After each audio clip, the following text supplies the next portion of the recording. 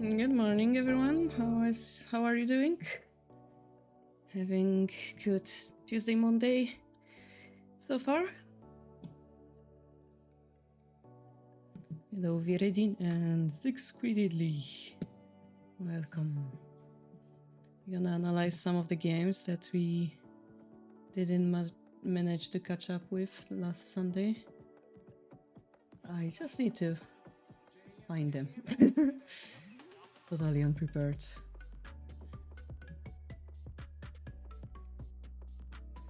Tuesday in under 1 minute. Oh, see? I knew it's Monday still for some people. Caro smart.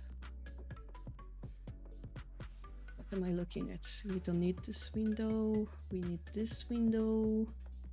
And we wanted to start with Bradfield, I believe.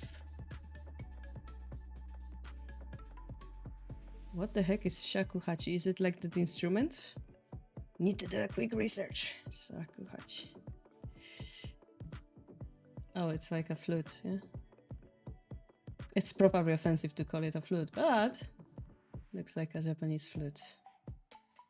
Actually, it's called shakuhachi flute. Never mind. You know, like when there is a duck enjoyer, a bird knowledgeable person, and you say, oh, it's a duck, and he's like, no, it's this type of specific bird that actually isn't duck. So they're this type of knowledgeable people. And then if you call this a flute, do they call you out? Like, no, actually it's different from a flute because... So I'm just afraid to call anything.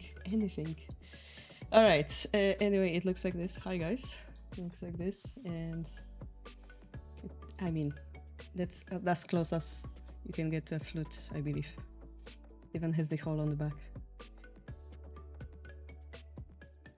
You wish you understood then, Rand. Imagine somebody calls shogi Chinese chess. Wouldn't we all be offended? Yes, we would, but yeah, something like this. So I don't know if calling this a flute is offensive to some people or not. In the same reasoning. Okay. Yeah, we had an ornithologist before. I forgot who it was, but we had like this stream where we were learning from that person. It was amazing. But anytime I look at a bird, I'm like judging my lack of knowledge, remembering that person's words. If the duck is really a duck, or is it something else? You're already offended by the idea of that. Chinese chess is offensive to shogi. Indeed. Chess is Western. Shang-Chi changed my mind. I mean, I've seen an old shogi book where chess was described as Western shogi. It's not a joke, it's just how people describe things by what they know, right? That's why we call it Japanese chess, because people know what chess is. Shatranji. But then isn't Shatranji like... okay, anyway. Oh, it's called International Jiangxi. Wow. What if you have international chess for Jiangxi? And then it gets confusing.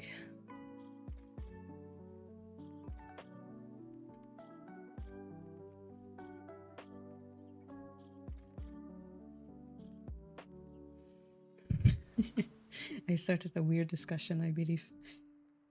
Alright, the daily life of a streamer. Forcing people to think of the things they wouldn't be thinking about otherwise. Let me log in here because non-dark mode.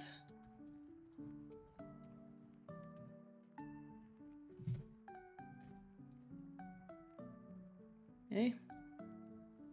Is this the link? It looks like it. And I still have trouble recognizing is this center or is this Gote? Like, I still have trouble recognizing. I mean, I believe they think Gote is white, right? But normally if you fill up a square, that would mean black in Japanese.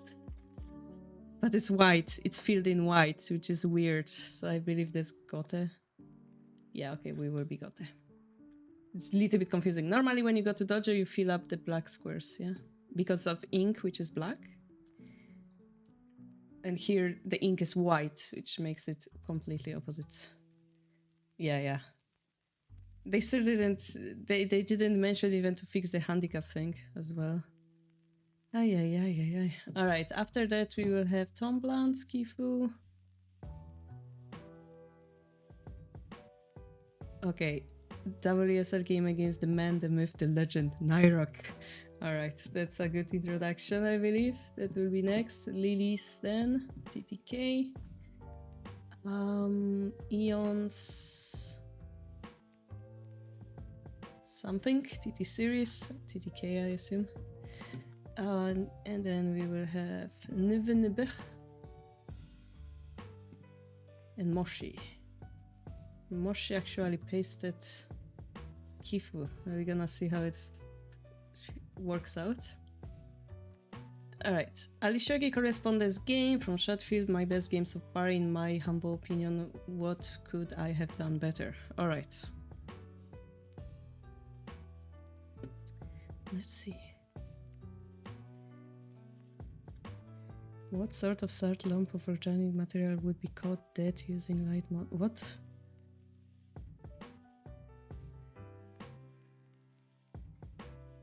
Yeah, so your Kifu is like third or fourth. Alright, Chatfield. Let's see, your best game so far. Good. We're exchanging the rook pawn because they didn't defend it. That's great. We're playing against very strong player too. We're gonna see they playing Ureshino, yeah? So what is our approach? We go for Yagura, which is fair, I assume. So far so good. We mill the castle, and now pushing this pawn is important. Pushing this pawn early on, actually, I recommend. Depending on the situation, your opponent could push this central pawn and forbid you from developing this pawn, which de facto underdevelops your bishop. So just be careful about that. In Yagura Joseki, it's quite often seen when one side pushes, the other side answers with the pawn. Here it's Ureshino, so it's more complex. And we could argue if they push, maybe we can counterattack in the center. Just wanting to make sure you're aware of that possibility. So yeah, that pawn push is very important. Okay. So our opponent attacks with climbing silver, and they will be able to exchange this pawn, which is called a success for them. Because we've done it for free, we kind of achieved the same success.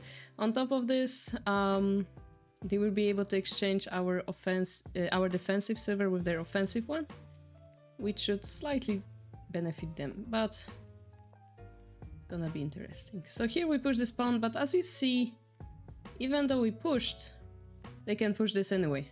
So in this situation, if we were to play a different move, they're still gonna push it. The situation don't change whenever this pawn is pushed or not.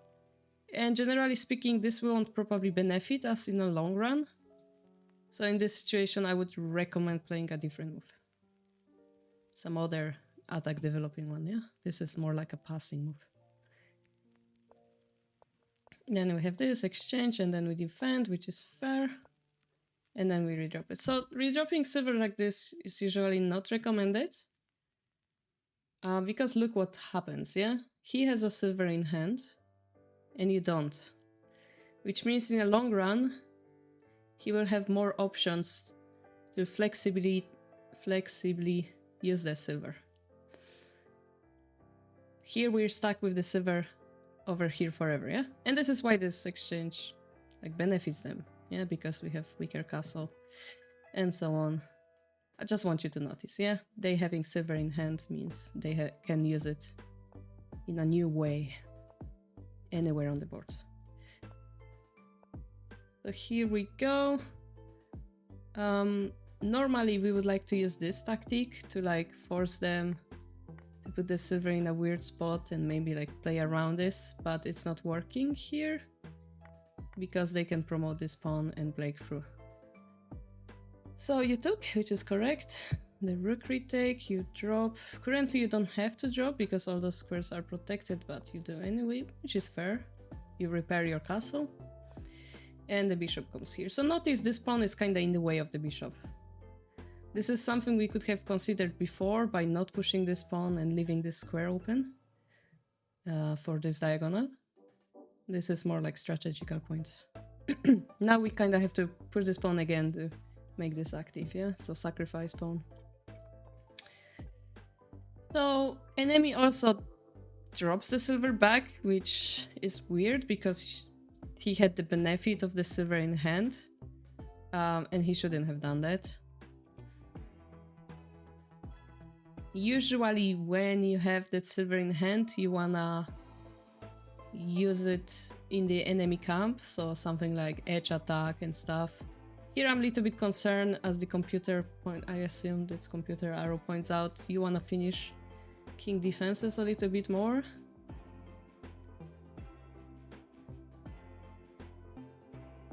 Yeah, just one example, yeah. Like, if we were to arrive in this situation, we can drop the silver here behind the enemy lines, forking this pawn and knight, which is good because that will allow the rook to sabaki, yeah?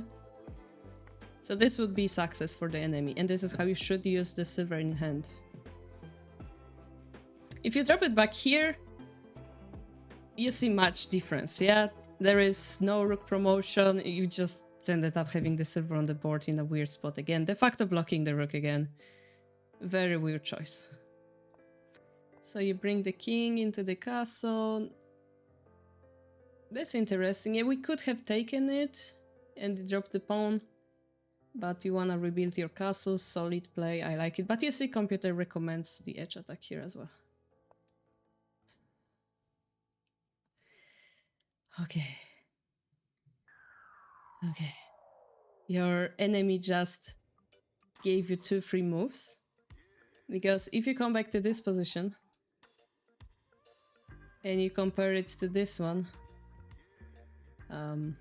which one was it? This one? It's like your king teleported to the square. But hey, we're happy, yeah? We're happy. The enemy is not gaining anything on like doing that. Okay, now they're changing their approach. They're trying to break through. If they play here, we have to be a little bit concerned, but we can just take and we just gain a free pawn, so it's fine. Yeah, that's advanced. I don't want to touch the topic, really. Yeah, that's another question we could have. Should we develop attack or should we castle the king? But I think as a beginner, it's good for you to finish the shape, you know. This actually helps with the edge attack a little bit, so let's go with it.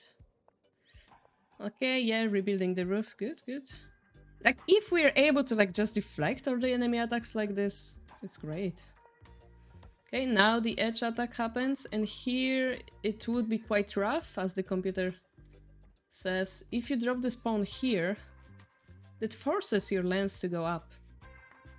And then the same pawn here will force your lance to go up. And then this pawn, previously was retaining nothing, this time will gain a whole lance. But you can say, but I can take this pawn with anything else, or I can take this pawn with a knight or something.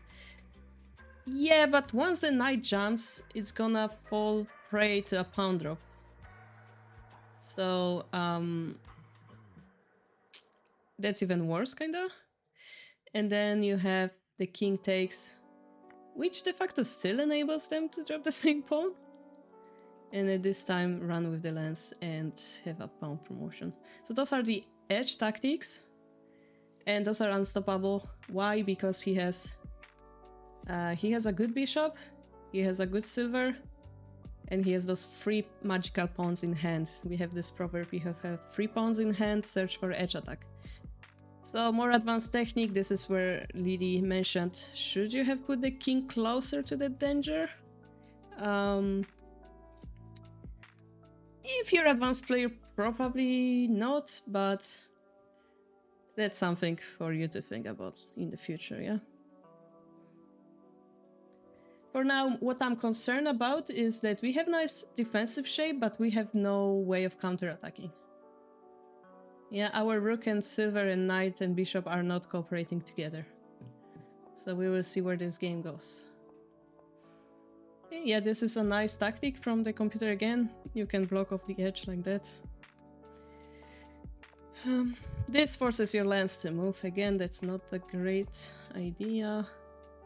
And we're defending. Alright. By the way, here, your lance is dying to a pound drop. Yes, there is a knight, you can take it, but then you lose a knight. Yeah, so they gave a free piece to the enemy and then you take here. So I guess that's fair, you get a silver back. Yeah. So maybe your opponent should have moved the silver first? This is not easy actually. Because moving the silver blocks the bishop and enables your rook attack over here in some lines. Quite interesting, difficult middle game position. Anyway, lance drop, sure, you try to block him off. Yeah, so here you're getting a free silver. And here you're counter-attacking. I like that, you recognize that they cannot drop the pawn because of the Nifu rule. Problem is they can promote it, exchange and then drop, yeah? Is this what's going to happen? No, okay. So normally, because they cannot drop the pawn, the natural shogi player reaction is to throw away this pawn. You will take, and then you drop the pawn. It magically disappears from the board, so you can drop it again, yeah?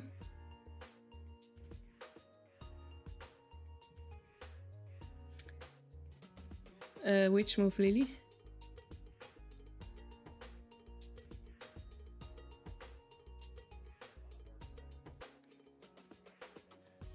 Do you want to sacrifice a whole silver here?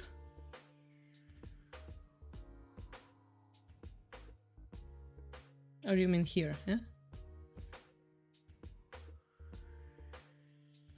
I mean, we still have a pawn drop, right? Takes, this is Lily's variation. You said 2-4. 4 would be here, right? I mean, we have 3 pieces here. So, like, this square is double protected and double attacked, yeah? It doesn't work.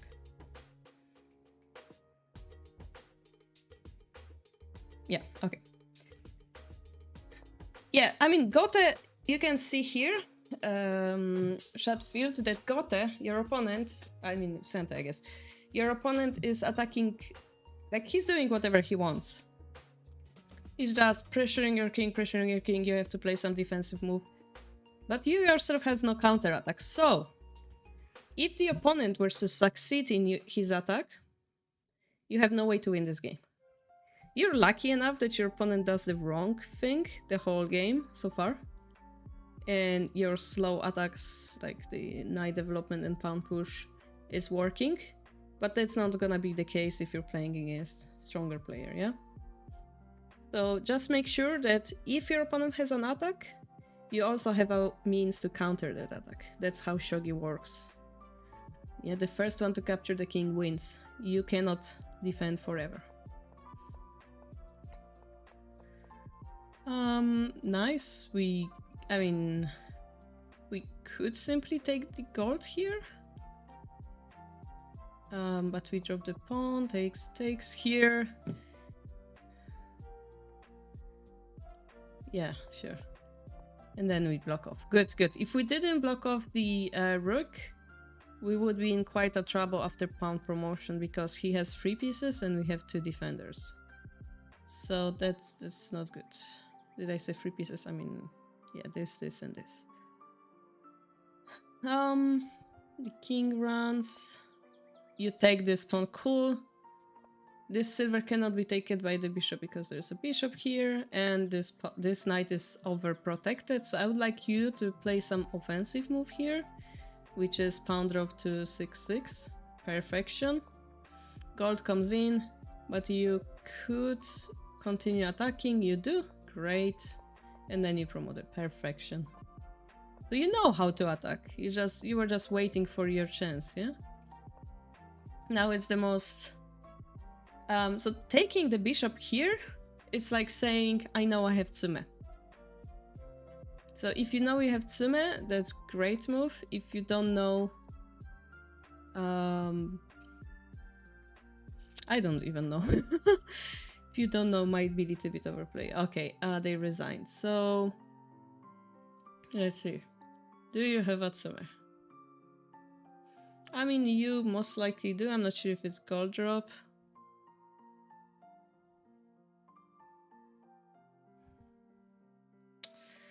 I mean, there are many ways. If you go here, if you go there, the dragon comes here, and this leads to a relatively quick mate, whichever way we go.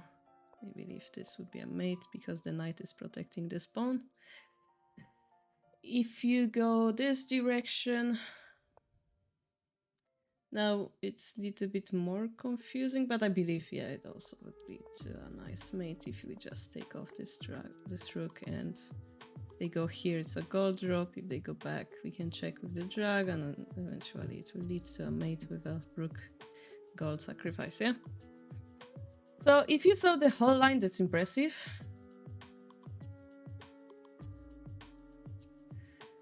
This attack at the end was very, very nice. I think you have a great attacking intuition. It's just little bit sad that we had to wait so long to see you do that, yeah? Like, there were so many chances for your opponents to break through your castle that you wouldn't have time to do so.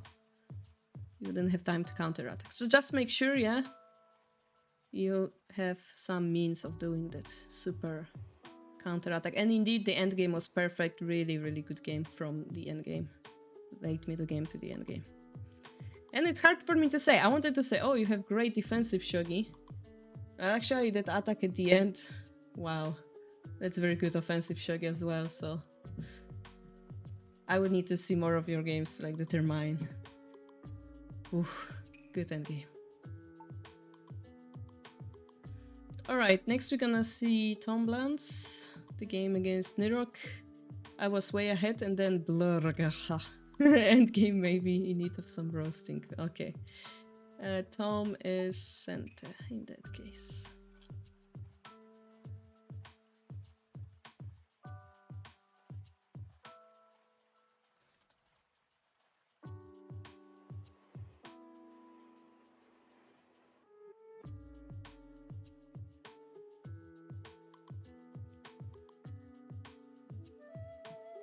Okay.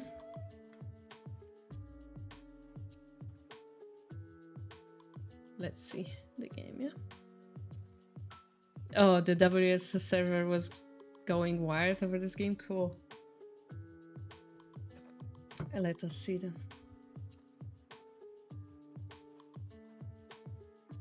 Okay, we're going third Fairuk versus Ureshino, I assume, since it's Nirok.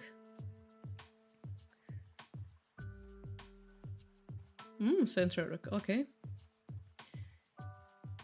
We're developing all the pieces, and we're pushing this pawn, which is good. And then where do we move the rook? To the floating position, alright. Now we develop into opposing rook. We have to be careful when we put the rook here, there's this move that's gonna attack our rook. Just be aware of that. I would like to play a funny, annoying move, which is... Oh, I see you played it, yes. Which is this one. It's annoying because it would force them to play the gold away from the king, also like make a weakness. I would like to try it out. And I see you did, they ignored it, so you made a dragon. Cool. Now we win, right? No, it's not so easy. It's never so easy. So we go back, we have a dragon. Cool. So it's like, you know, if you were to start a shogi game with one side having rook and bishop and the other side having dragon and bishop, you would say it's unfair, right? So this is where we arrived, in a very fair position where this pawn is missing as well. So Tom is winning here if he plays slowly, because this advantage is huge, so you should play slowly.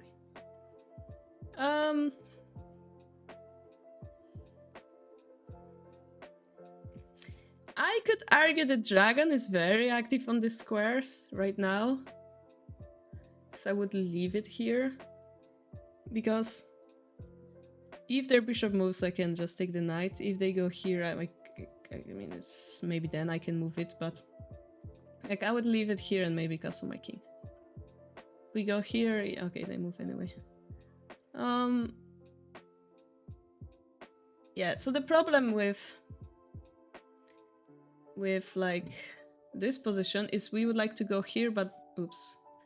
But the bishop can like run away from that line by attacking the dragon, so it's not that beneficial. Or we could use the silver the same way. So maybe that could be a little bit tricky. We don't want to attack from the king side in general, yeah?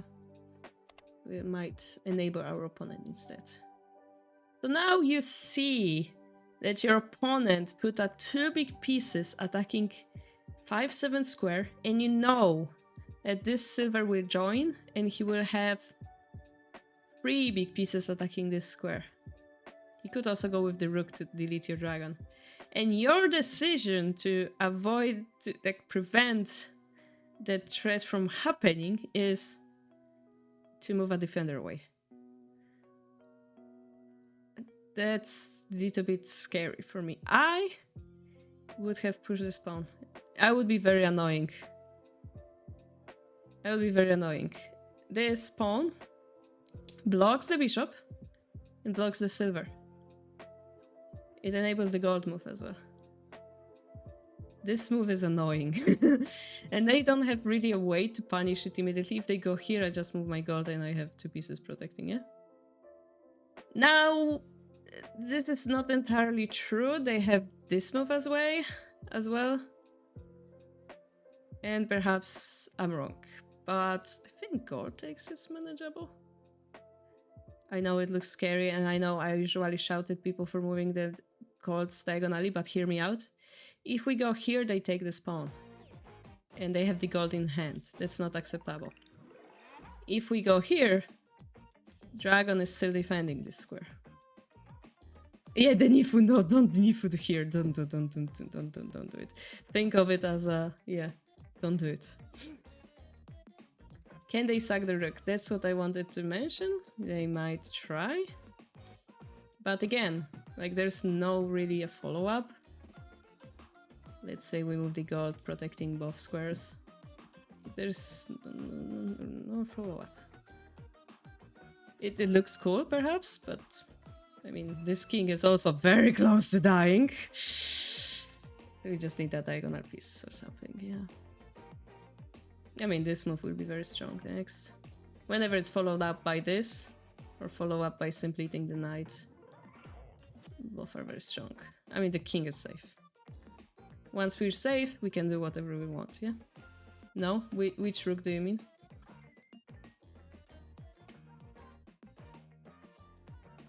Oh no, you mean no as to deny Virgin? Okay. Now... There is also the in-between move, and they could push it first, which makes it more complex. But I think here, if they take with the bishop, we can develop Silver of Temple. Okay, this move might be concerning. Maybe it's not that easy as I would wish it would be. Anyway, those are the lines I would consider.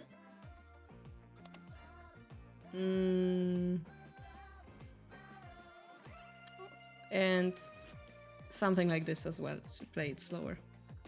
Now the move we should be careful about is this one, which will deny our horse's existence. But it's very difficult. I would like to play this fork, but the problem is my bishop isn't the safest piece on the board right now.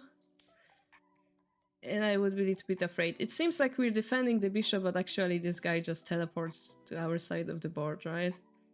So it's a little bit tactical over here. Then there's some tactics, like you sacrifice this pawn first and so on. Like, it's very difficult, but the idea is we don't let them break easily. Here, we kind of make it weaken. Yeah, and look, this silver being here or here, it did the same role. And if we are to arrive in this position, we're missing this move, kind of.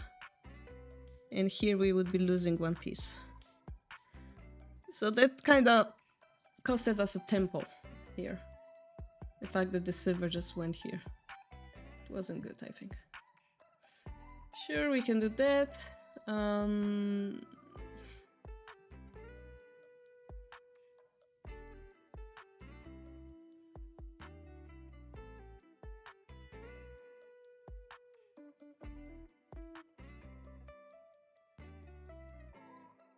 Okay. I don't like this because this kind of wastes a move. Sure. Okay, if we force his silver away like this is great. This is great.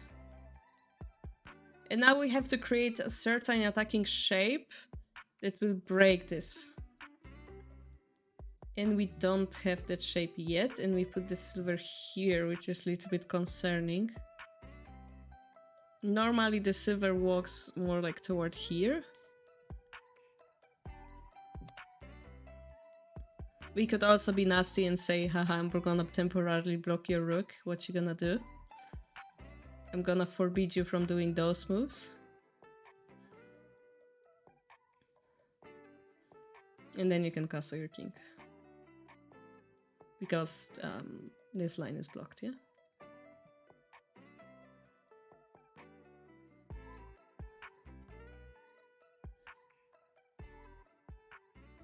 Yeah, we are just catching up with the kifu that we didn't manage to analyze on Sunday. Yeah, so what did we just do? We wasted a move to exchange the pawn, put the rook here, and then we moved it back here. In the meantime, the enemy exchanged the bishop. It's not the best, not the worst for us. And we okay, that's a good attacking shape. Never mind, that's a good attacking shape. We're going for this technique here. Let's say silver takes to like breakthrough. I guess that's fair. The problem is they have one more move to like prevent it, which they're gonna do. And bring their silver to a better shape if we're gonna do it again.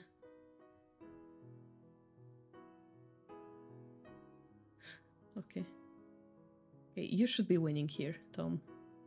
Just at a glance, you should be winning.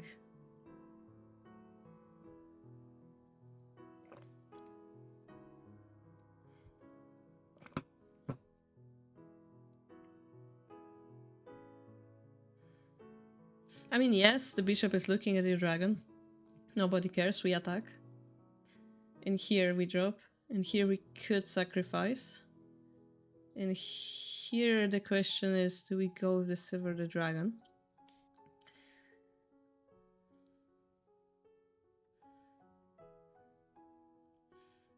I mean, you expect them to go down. If they go up, it's like weird. It's just weird.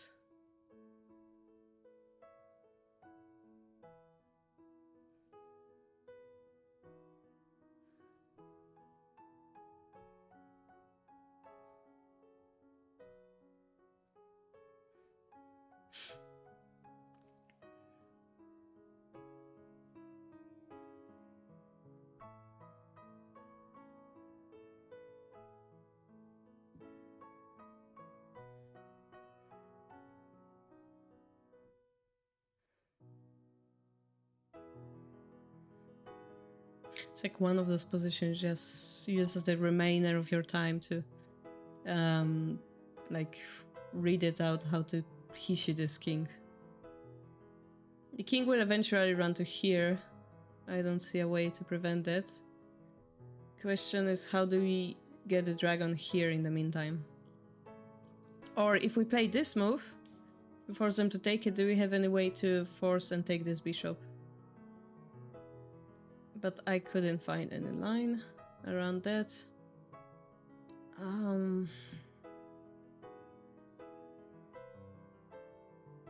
AKA quite tricky.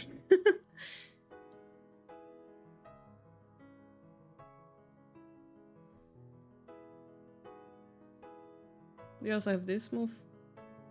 Trying to activate the silver. If they block the bishop, we can work with it, right? Can work with it. If they go here, I mean, our dragon can run away without being attacked. The questions. Which is this, like, interesting square? Like, we can continue checking the king whenever it's this or this. We don't want to play this move because there is the rook, yeah.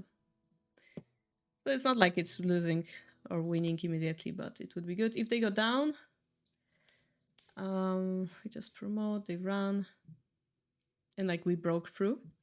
All we have to do is avoid the bishop line, which is probably has to be this square because of our king being on this diagonal. Which is quite annoying. Probably has to be this square. Can they play around with that fact and drop the bishop here? No, because then they don't have this line, yeah? Can they drop the pawn and force our silver back? Probably they can. But then their bishop is trapped, their rook is trapped. They have, you know, we have silver for a bishop exchange. It's not bad. The game goes on. Another good move we can make is pawn promotion, get a token, and you know, having that knight in hand makes it easier for us to attack. It's kind of shame that the king is so close to the center, yeah, makes it everything harder. That's because we wasted that move in the opening. Okay, that's my feeling, but I mean, it's not necessarily bad to move the silver, it's just my feeling that we could have, instead of being aggressive, like defended there a little bit more. Yeah, I mean, it is what he did. Okay, let's compare to his variation. Make a token. Yeah, that's good too, actually.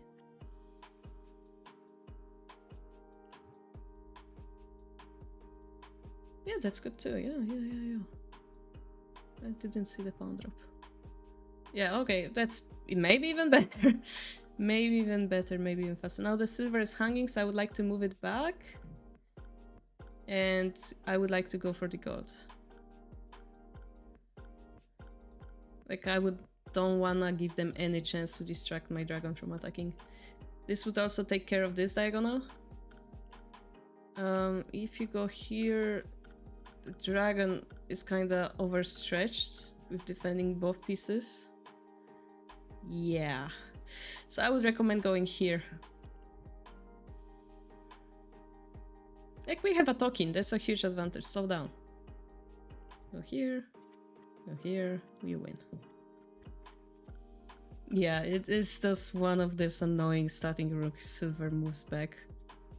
Protecting the knight. I mean, for static rook it's more like here. Or like here. When there's a knight and it like comes back and protects both of the squares and you're like, damn you silver on 6-4. It's the same one. Alright. Yeah, we lost the token, unfortunately. Now dragon is running away like a coward. That's unacceptable. That's unacceptable. Unacceptable. Okay, they dropped the bishop, I guess that's fine. Can we checkmate this horse? Oh no, we just allow them to run. Okay, what are we doing with two silvers in the middle of the board? Okay. Are we going to drop the knight? Yes. Okay. Quite aggressive. We go back.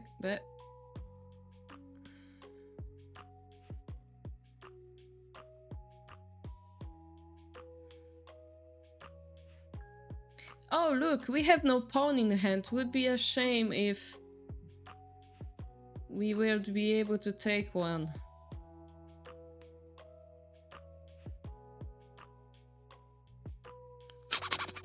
Do I care about the defense? I do care about the defense. I'm actually over defensive myself often.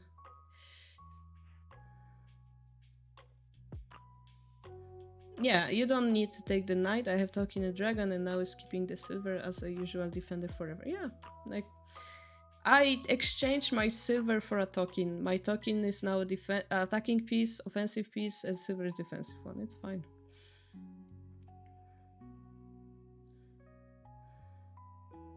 It's like, guys, if you can win by defending, you should do that.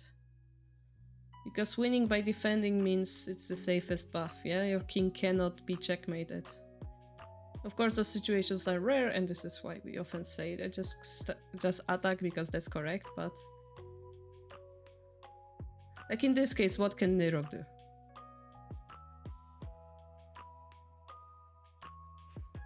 Almost nothing, yeah? Or the previous one, if you move the silver back, even better.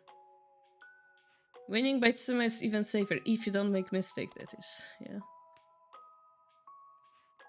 You made it sound like Chinchilla was eating the pawn. Pounds, yeah.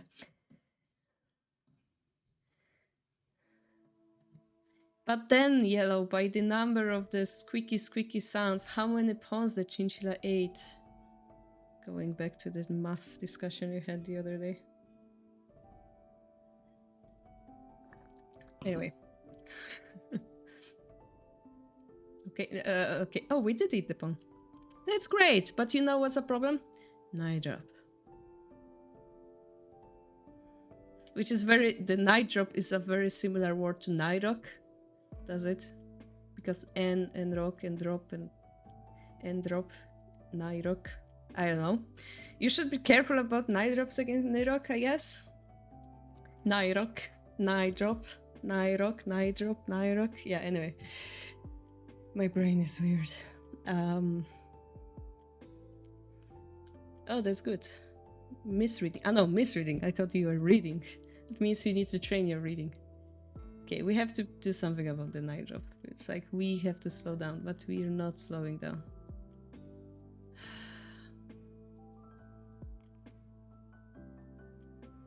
Why are we here just to suffer? Okay, we're still winning. We have Bishop Gold Silver Knights. It's weird that this isn't Tsuma immediately.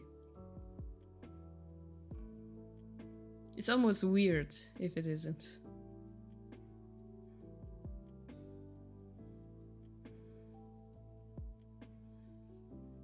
Night drop.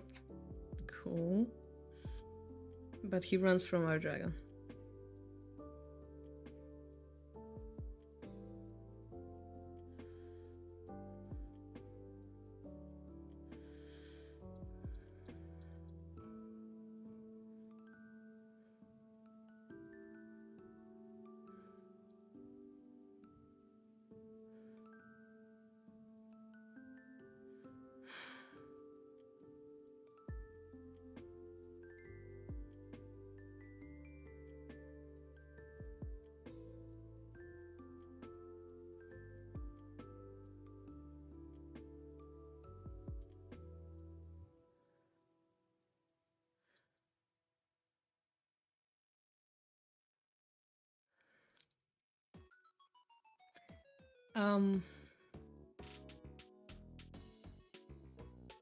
So it might be a little bit weird or subtle. I was thinking more about this move.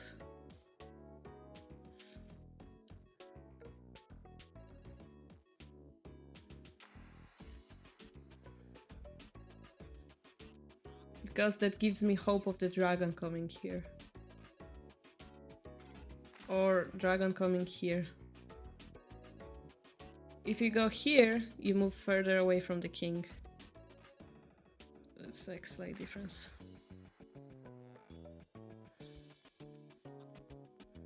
I'm cringing already. I don't know how Sente can lose this game. Oh god, why do you go here?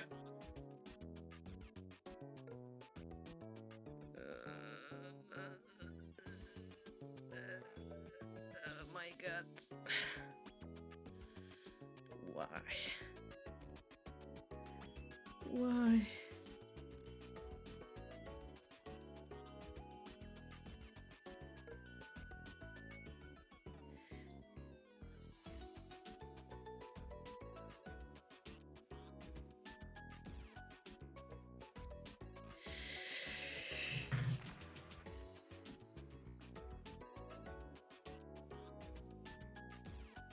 I mean, Tom, you deserve to lose this game.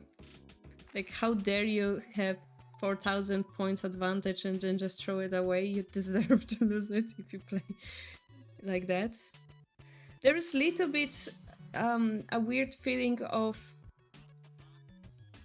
you're pushing the gas pedal when you should be braking, and you're braking when you should be attacking. It feels like that when I watch the moves it shows.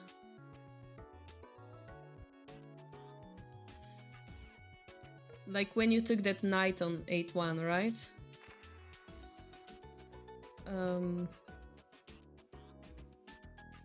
Yeah, I admit dragon here was better than the silver, much easier and much more decisive, I agree. But here we have to recognize that their king is blocking the rook. And they have no hopes. And the fact that the only thing they are attacking is this silver. And that's like the only way for them to activate this bishop, like to sacrifice it. So if we just remove it and play slowly, meantime making our king safer, and just concentrate on widening our advantage, that should be winning easily. Whenever it is by you making another pawn here, or bringing the dragon here. The problem with this, they will run.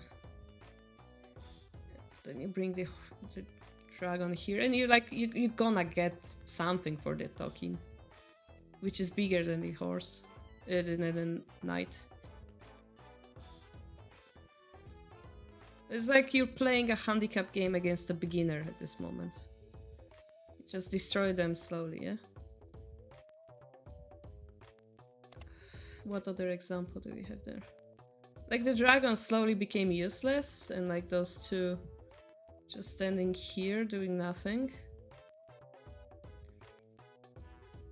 And here, for example, we slow down, we take this pawn, but then we fail to see this enables our opponent.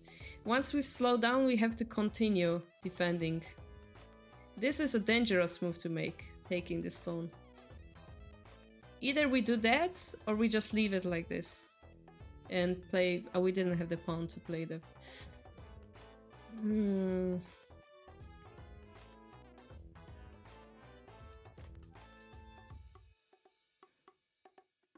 Yeah, but we have to see that. We have to.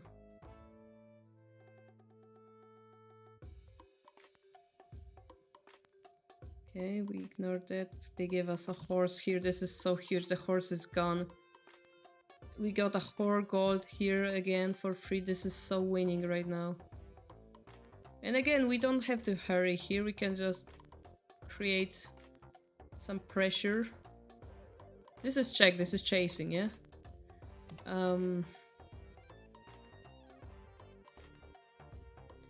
I almost wanna play this. I almost wanna play this. To like start creating Hishi. The other move I'm thinking is this. I'm just a little bit concerned about this one. But I think it's fine after promotion and silver drop. Or bishop drop even is better. Yeah. And this is checkmate, simply. Or is it if they go here? I can just go here, yeah? And this way our dragon is working, our bishop is working. We don't need like 10,000 promoted pieces. And yet this king is captured because he doesn't have enough defenders.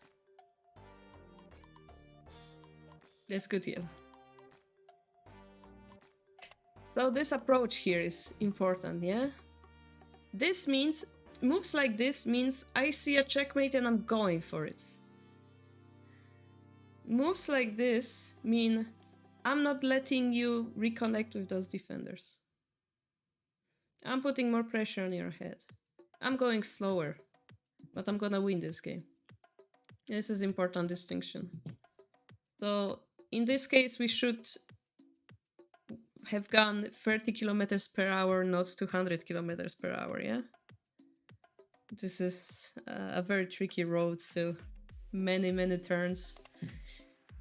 There is no straight path to the victory in form of Tsume. We should slow down. Okay.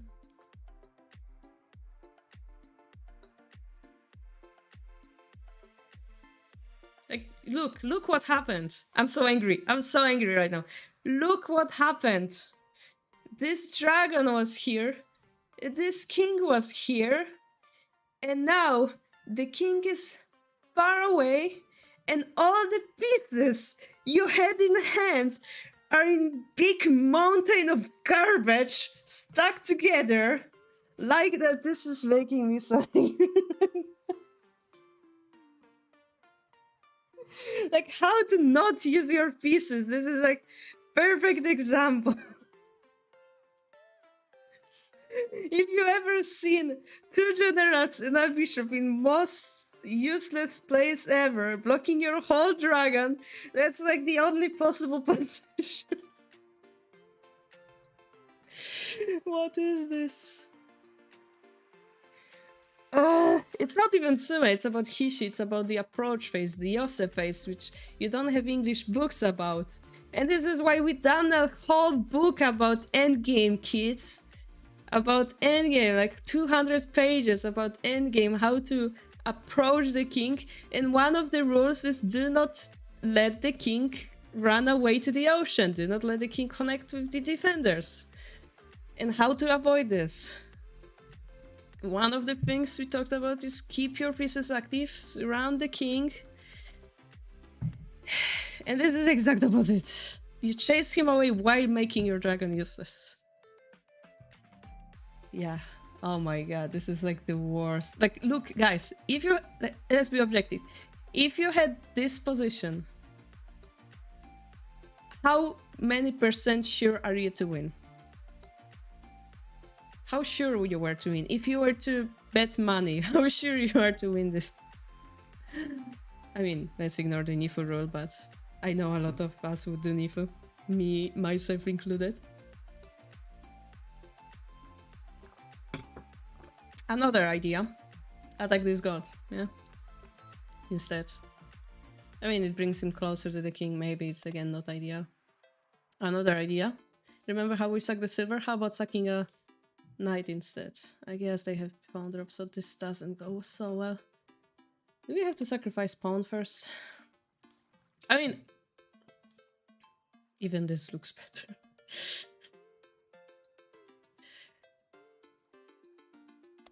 If it...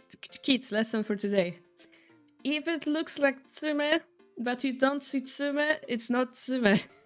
So consider Hishi. Yeah, do not pretend. There must be a Tsume in play random moves. Do not pretend. This lead to mate, you're right. This would be a mace, yeah? So it does work.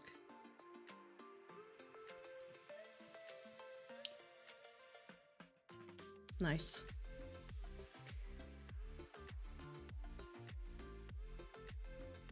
Alright, now that we have all those emotions out of our chests,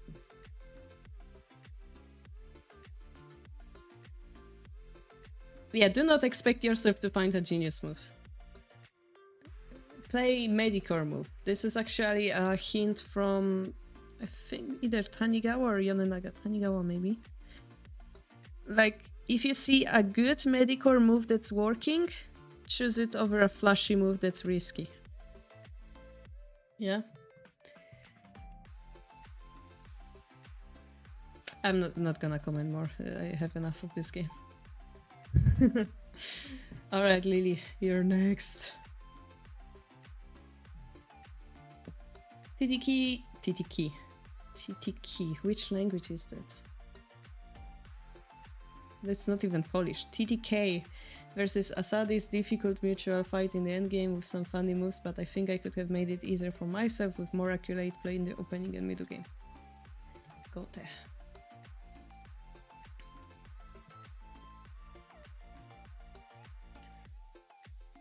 TTK, yeah. With the hiragana. Exactly. Yeah, second book, chapter of the Tanigawa book. A brilliant move is not possible if the position does not deserve the existence of one. Interesting. That's more harsher words. Yeah. Also, if you see a good move, think about the best advice I got from my rival. If you see a good move, think about the better one. It must be there. In Shogi, it often works as well. Alright, central rook on the right side, and you...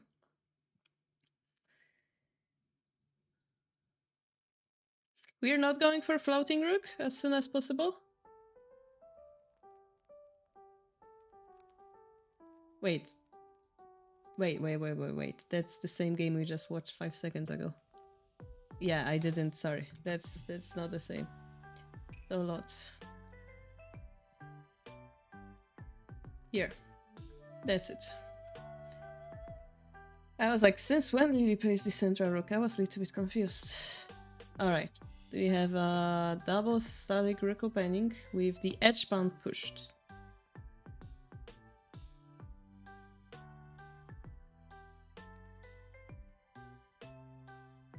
Okay.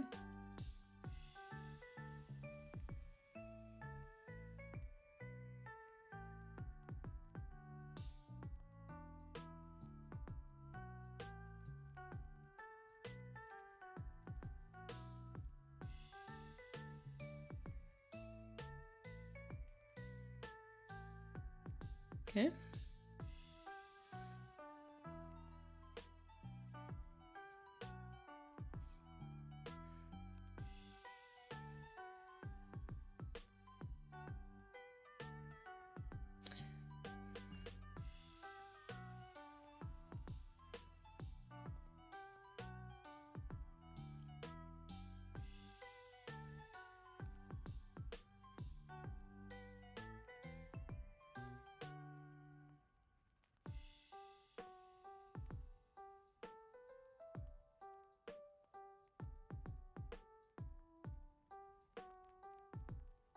I mean, I immediately wanna do that, but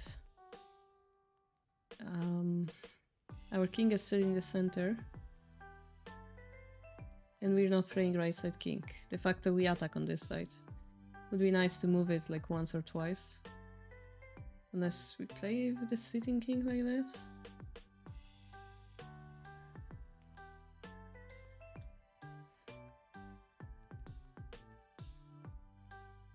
What happened with the game against Nimue? Now I need to know.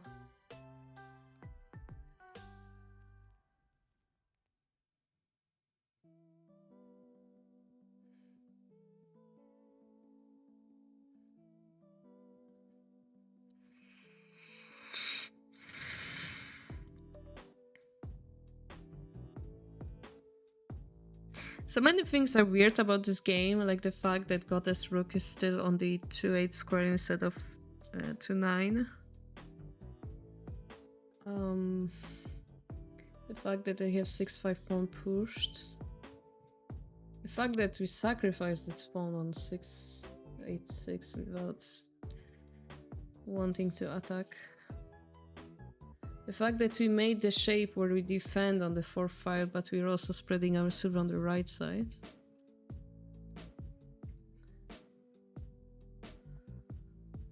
Like here, could consider going back and helping with the defense of this attack, yeah? They have hard time attacking here because it's in front of their king.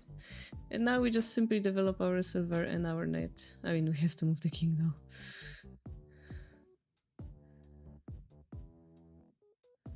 Like if they do it anyway.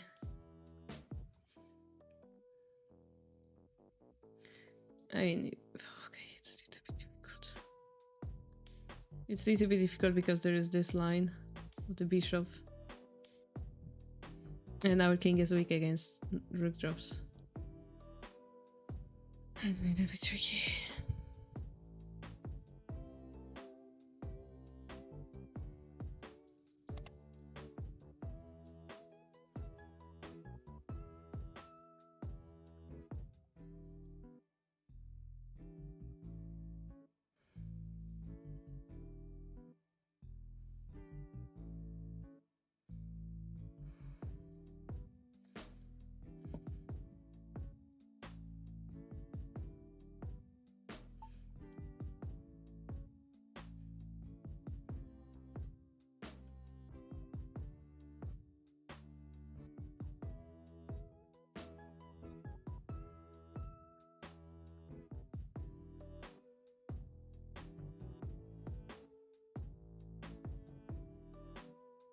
No, but you won it.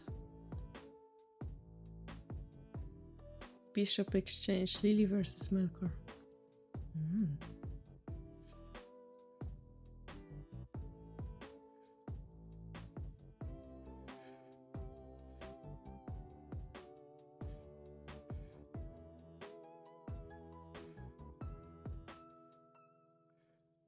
I mean, you destroyed him in endgame, yeah? Emu. Okay, something's off here. I just cannot tell what. Like, we were attacking, now we're back defending, now the silver is here, so they're attacking, and we have no way of stopping it, and we just gave them a pawn, which actually enables their attack. If they didn't have the pawn, it wouldn't be enabled. Why did we move the bishop back? Oh, to defend this exchange. Like, if we exchange the bishops, like, clearly we should do it here, right?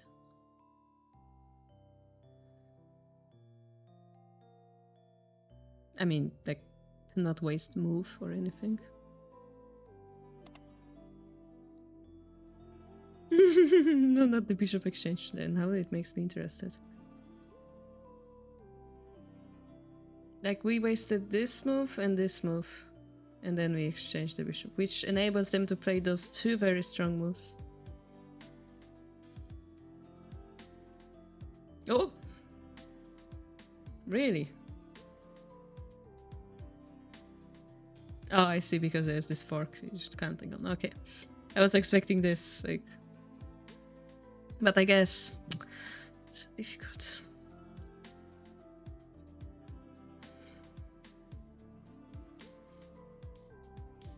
Maybe we're afraid of this promotion.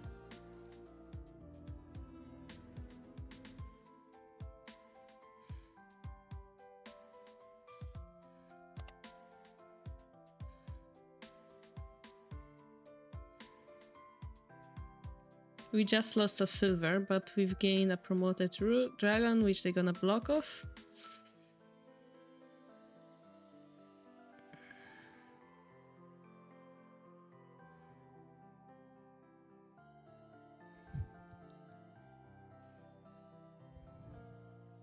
Probably this. Why do we go here? You wanna escape? Oh, okay.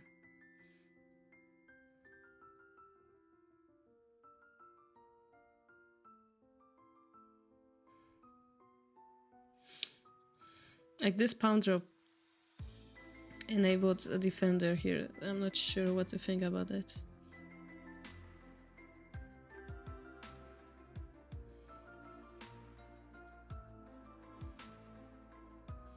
By the way,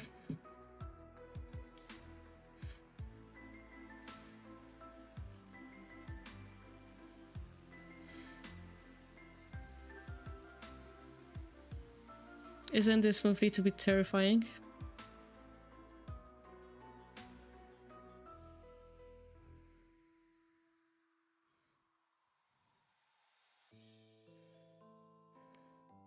Yes, a little. Okay.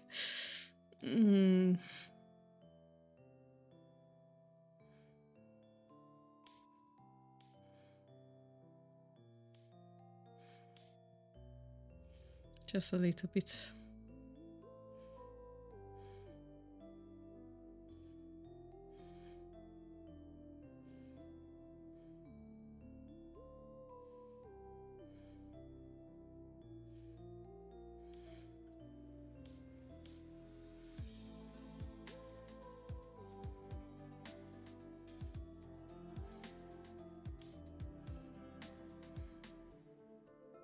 This is not enough, right?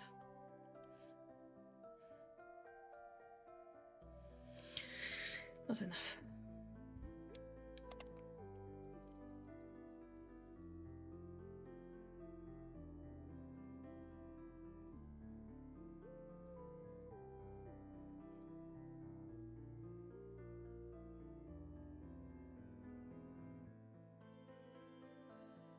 Oh, I saw this position. Oh, I saw this position. Oh, I saw this position. I watched your game with the computer. And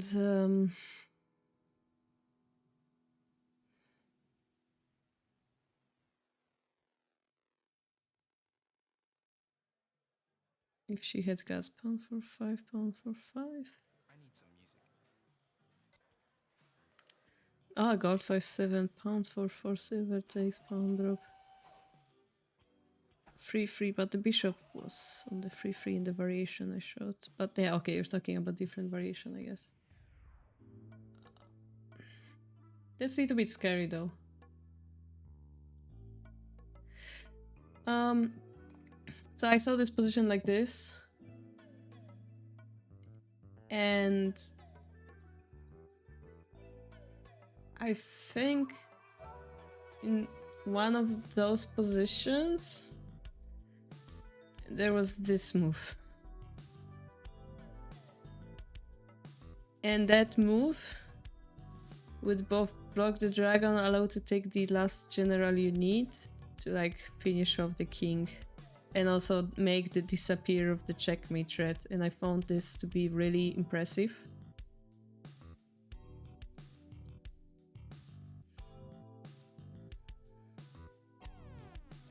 Basically, it was terrifying for you, Lily. I was really weirded out by the lance move, and I was like, this cannot be a good move. Like, I was trying to find a way to punish it, and the computer showed like this line of the knight drop somewhere. Pretty sure. Whenever it was without this sacrifice, I think it was maybe like this, without the sacrifice. Something like that. But also there was like this rook sacrifice somewhere as well. So I was like super disappointed with your lance move, but I talked with Termarch and he's like, hey, it worked. So it cannot be that disappointing. And I'm like, yeah, I guess. We had this discussion about this position.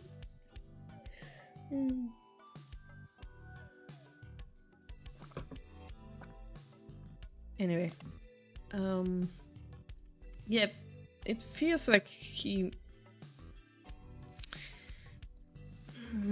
could have won this game, basically, where he was controlling the game. And look, this silver ended up being totally useless, right?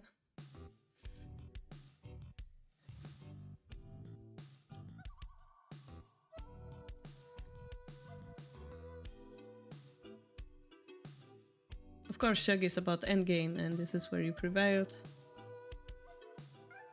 By going for this beautiful line at the very end. I really liked it as well. It's just that, I mean, again, I don't know much about double static rook, but the flow of the opening around here, it seems suspicious to me, so I would like study this position and find out what was wrong around here. Seemed like you wasted few moves.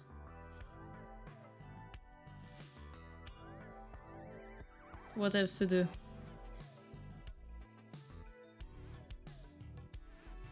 Yeah, I mean, that's also true. It's a human move.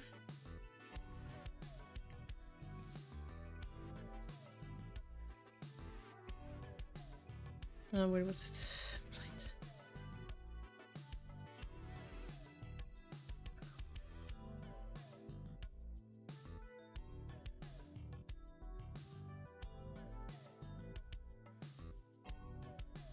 Yeah, that's true. Like, you even had that Fuji game where he like drops the silver on 6-9, was it?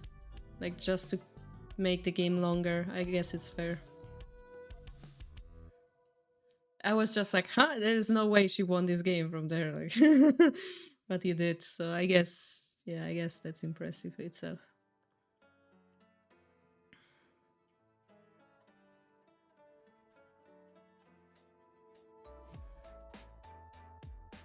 It didn't work. I know, but here it also didn't work, technically speaking.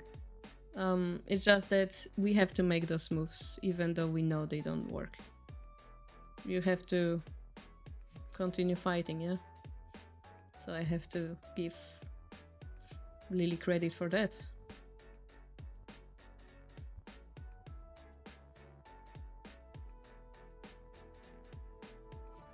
Yeah.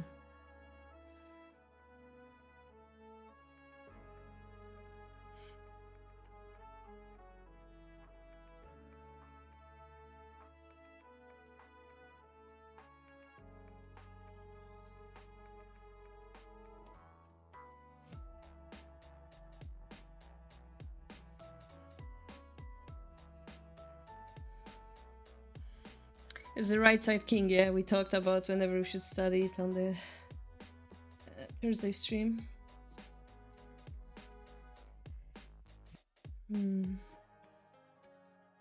Maybe we can find some similar kifu.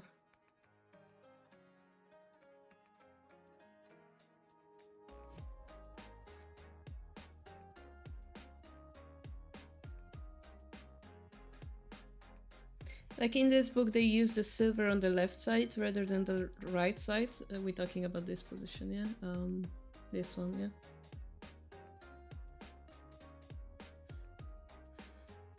But they also play normal Yagura, so... Maybe we can research some pro positions with this one.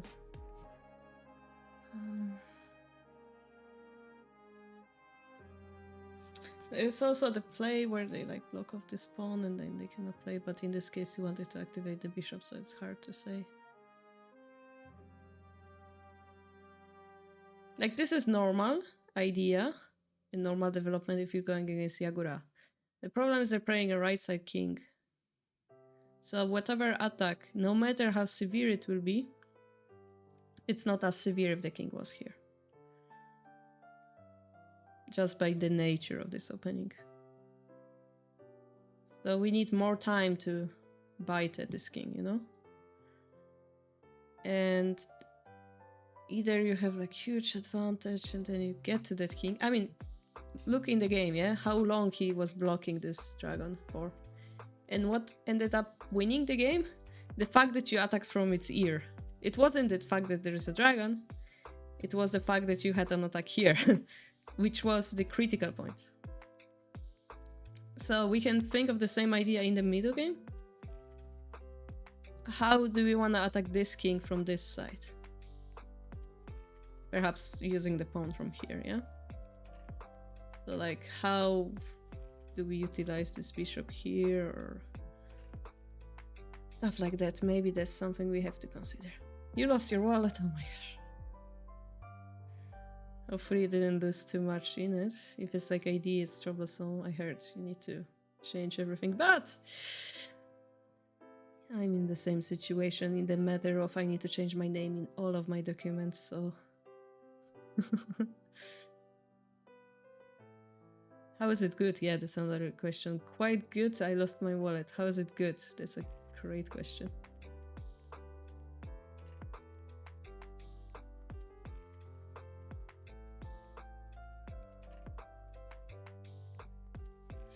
Okay, Lily, we're gonna leave it here, yeah? This position we have to study. You have to study. I might be studying in 2 days.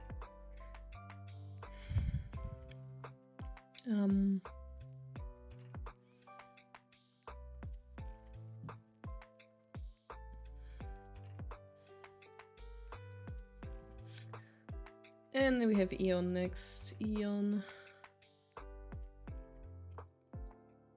versus Telmarch. Although I'm happy with many of my moves this game, I took unnecessary and careless risks in the endgame. I was worried in the opening, but I think I underestimated my position, and there are many things I don't understand about the attack, defense, and counter-attack using Gangi strategy. Are you here? Yeah, you're here, okay.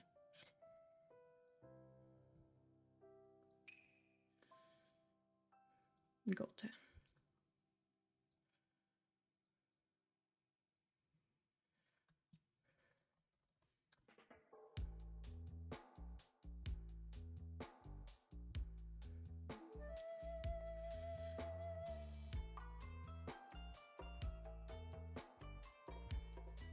That's a rude thing to say to somebody who's trying to help you, Mitha.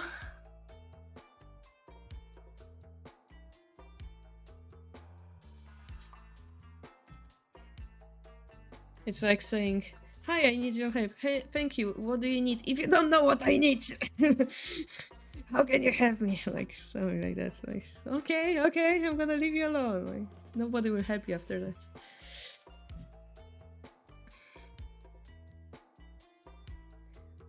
Like, how is he supposed to find your wallet if you don't tell him where you have been? Or something like that.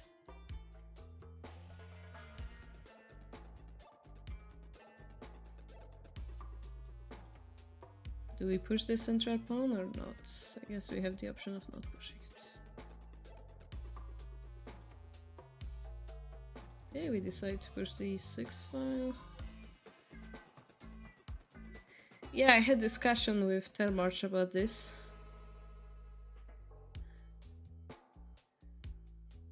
Well then, why bother reporting? If you do something, do it properly.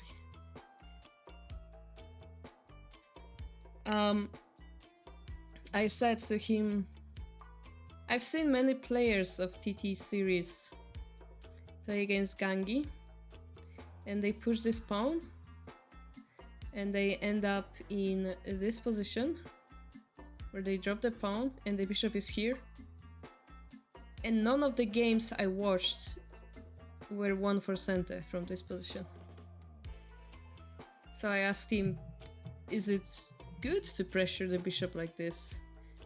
And I'm pretty sure he wasn't sure either.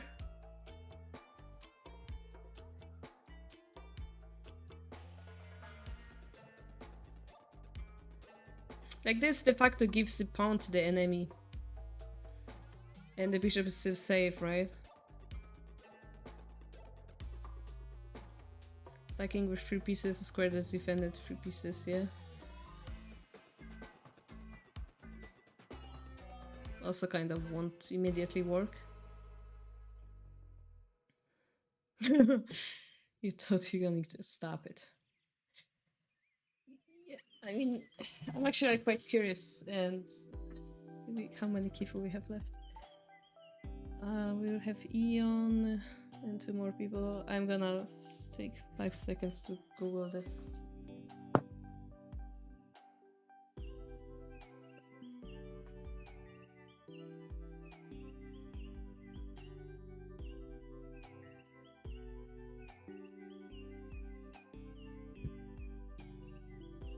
Ah yeah, the rip coming back.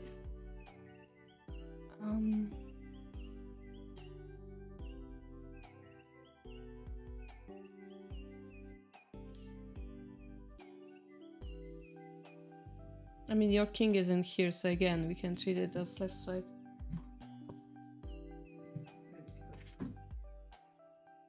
I'm just saying that I've seen many like players play it, and I didn't see none of them ending up breaking the file. So I started wondering, is it the correct approach, or is everyone just missing something?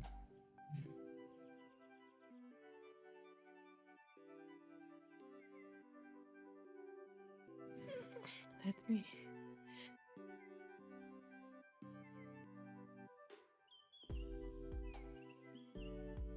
Usually I share my other computer on this computer because I'm lazy of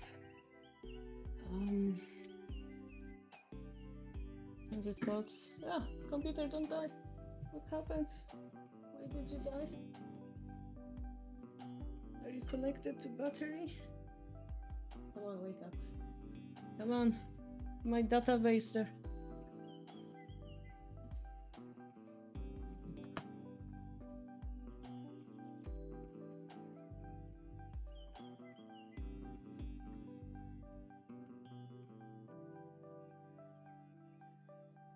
Don't die on me. Pawn to 4, pawn takes, silver takes. Yeah, but then pawn drop 3-4, I was wondering. I mean, we can try, Melkor.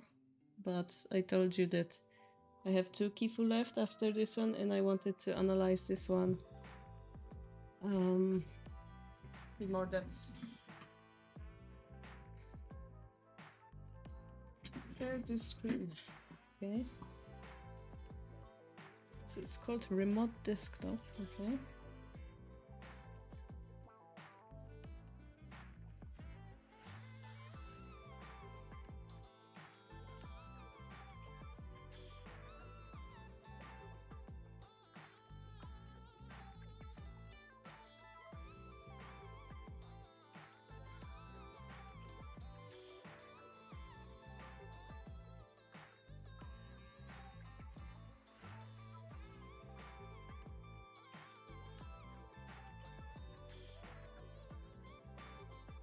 Oh, here it is. Okay. Unable to authenticate due to server. What?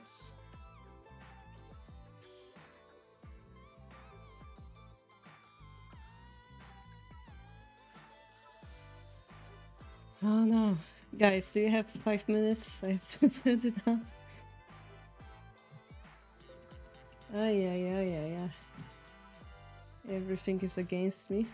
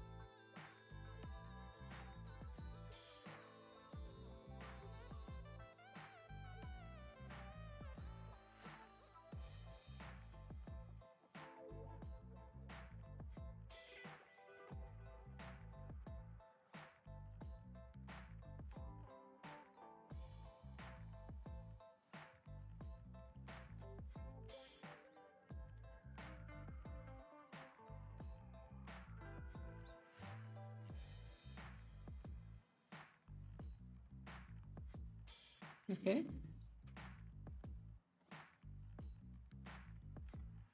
Yeah, it works. Okay.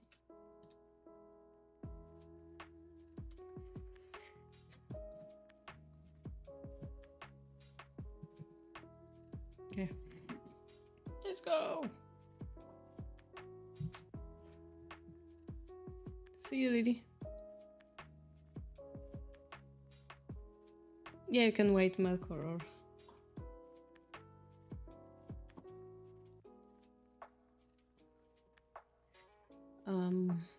I'll have more time then.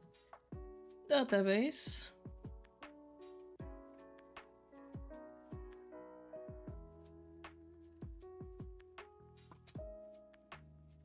Hello.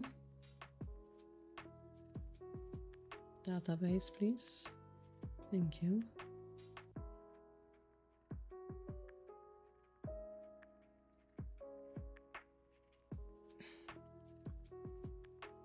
Actually, it's this one.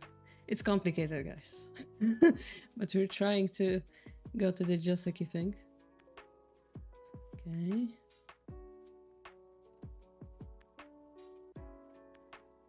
Okay. No, don't do lot. No. Skip it on. And now we're gonna find this position. So we have the king relatively... Okay, rook, silver, and we have the gangi, yeah?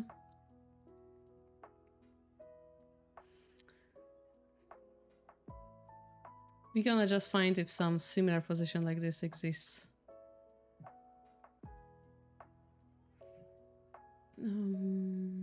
Search. For the last couple days, I had, for some reason, had a hard time in Shogi. I wonder why, because just before that I've been absolutely steamrolling. Now back to being gonna be. That means that you've been in shape, you've been winning, and now you're either tired or you hit a wall, and your body like drops. But continue playing, because after that your skill level is gonna jump again. So don't stop now. Just be aware that it's just natural thing to happen. Like, it's gonna be harder, but it's worth it. So there are positions with something like that. And they put the rook on 3-6 in the first game I saw.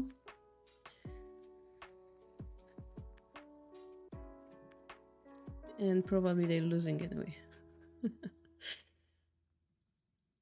Yeah, they're losing. Okay, next one. Next one is 2-4, silver takes, pawn sacrifice, knight takes silver back. Silver exchange. It's a very difficult game, it seems. The other game goes something like...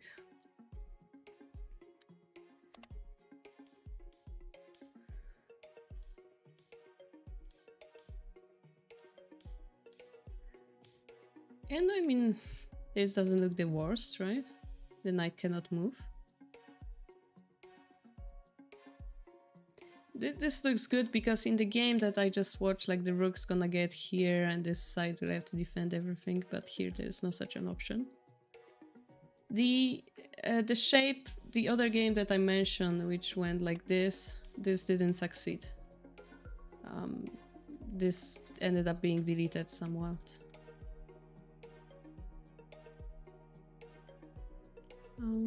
Let's see another one.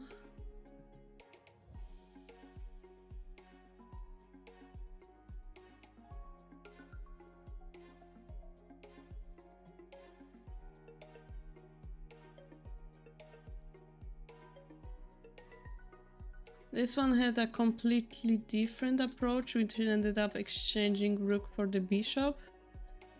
It's something along the lines, exchange once, bring the knight here, promote bishop takes knight jump type of attack.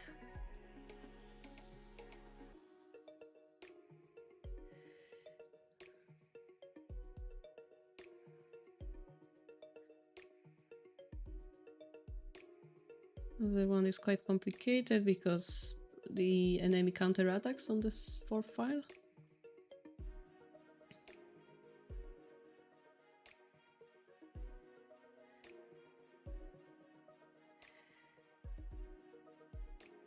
Another one idea is you bring the knight here and then you exchange again, and then you're gonna promote having what, 1, 2, 3 attacking pieces.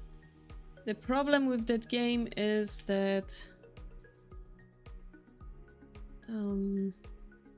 in the meantime, this side brought the silver here, which chased the rook away in a weird spot.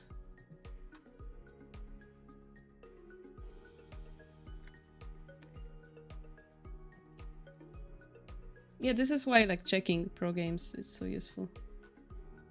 I destroyed my program somehow. Interesting. How did hello? Somehow messed it up.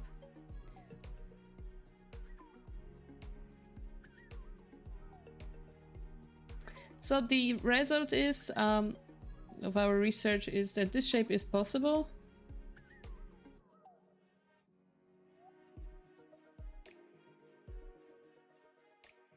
But it doesn't mean necessarily going to win or anything. The rook back to the second file also exists.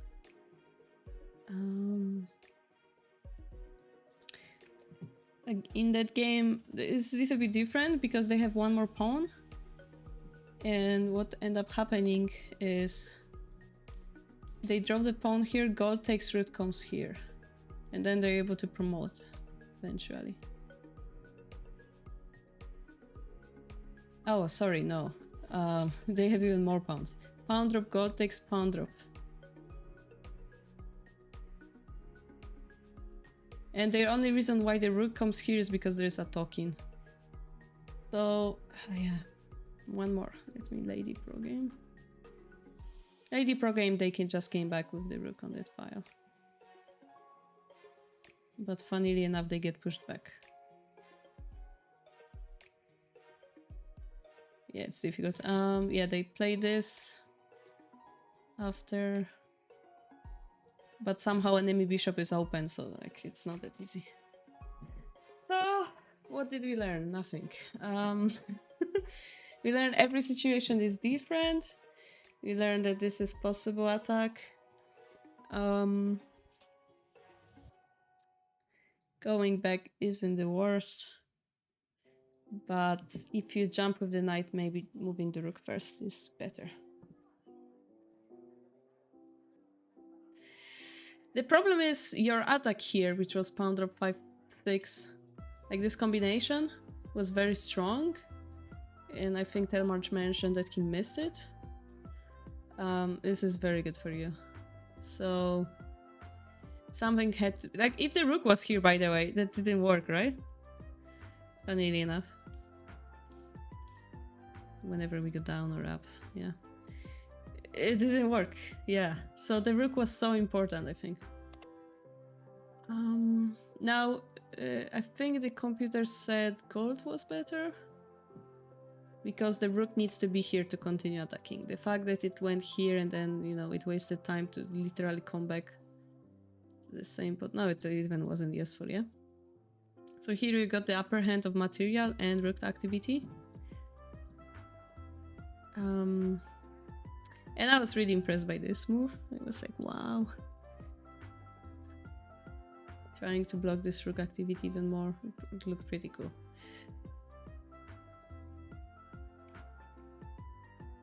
The king, like, defending out.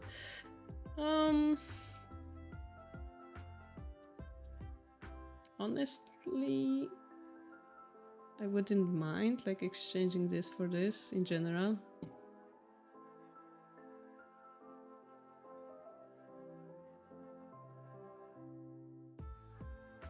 And I have this next. You did this, which kinda... Okay, you went there instead. Okay. Takes goes here, takes... I mean, this looked winning to you.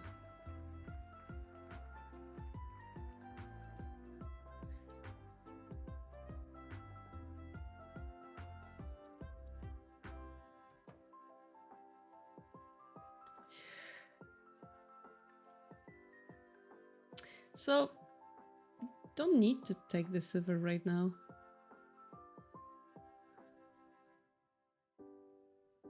It's the same idea, it's just we let the silver be there while blocking also the bishop. And the rook. You kept wanting on the 5-5. This is better, I think. I mean, the threat is the same. It's just that pawn takes means there's a silver drop. And gold takes, it's a pawn drop, right? It's kind of cool. Yeah. I mean, there is the threat of, you know, doing that.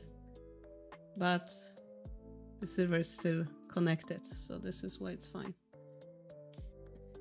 And I mean, here it's getting complicated, but you have material advantage, so technically it's winning, yeah? Technically speaking.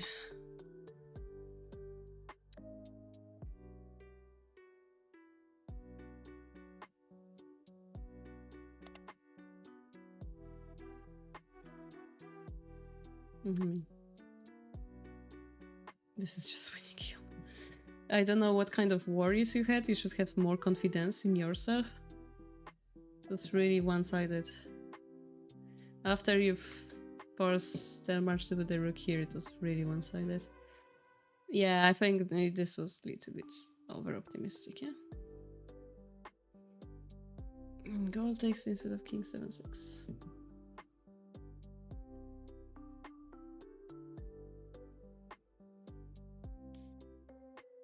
I mean, 5-7, yeah?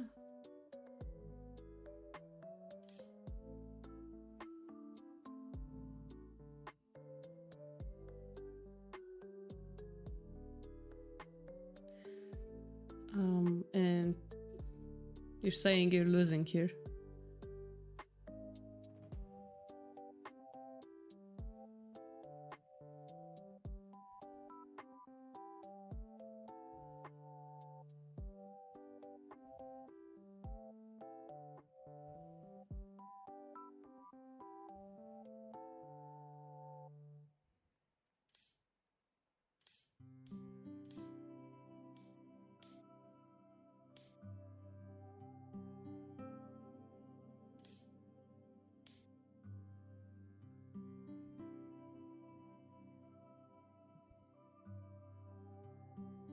I don't think it's losing.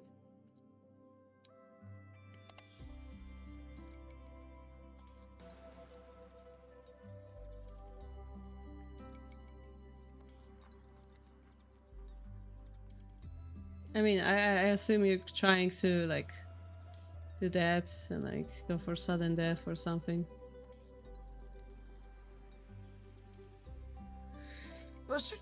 Yes. Anyway, trust me, it was a good game. All right, we have 2 kifu left. I have to do it.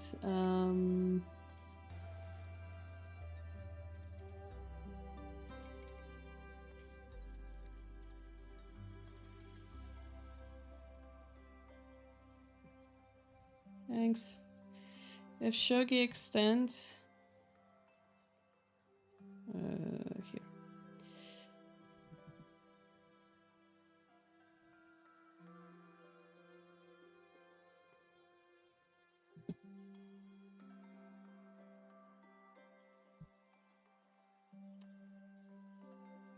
So by reading the link name, it says somebody versus Nibich. So I assume you're Gote. And so it shows us in Gote. Okay. Do we have any comment? Roast me. This gold move is bad. This king move is premature. You don't know what he's going to play yet. You don't know which castle you want to go for. You didn't open your rook or bishop line, but you're going for Elmo without knowing if he's going for static rook. If you went for static rook, Elmo is useless. You push this pawn first without moving silver. It's quite dangerous because the rook ear is open. Sometimes they can bring the bishop here. So for example, here they have like this bishop attacking a rook. If you're not ready, you're gonna get counterattacked pretty heavily. I cannot do variations in here, I believe. I would have shown you some, but something like bishop here. Oh, I can do variations. It's like pressures your rook. If silver comes here, bishop come here, like they can counter and like pressure your silver as well, depending on the situation. Might be annoying. So you want to move the silver first, usually this pawn. How do you defend this pawn is the question. Okay. Now you move the silver, now we arrive at somewhat equal position, but still, like, nobody is defending this pawn apart from the king, so if they bring the silver here, your king head is going to fall. Now some weird middle game shenanigans are happening. Sacrifice a whole silver for nothing.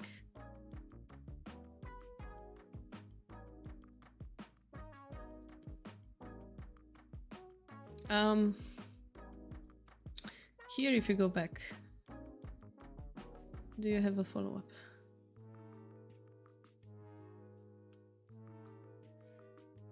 You don't.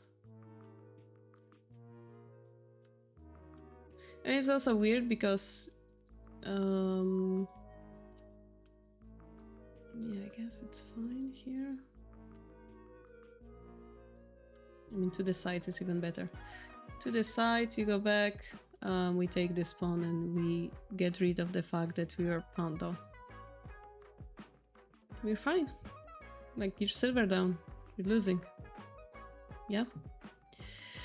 So this was a little bit too optimistic. If you drop the bishop, I would recommend dropping it here so that you can get a free lance.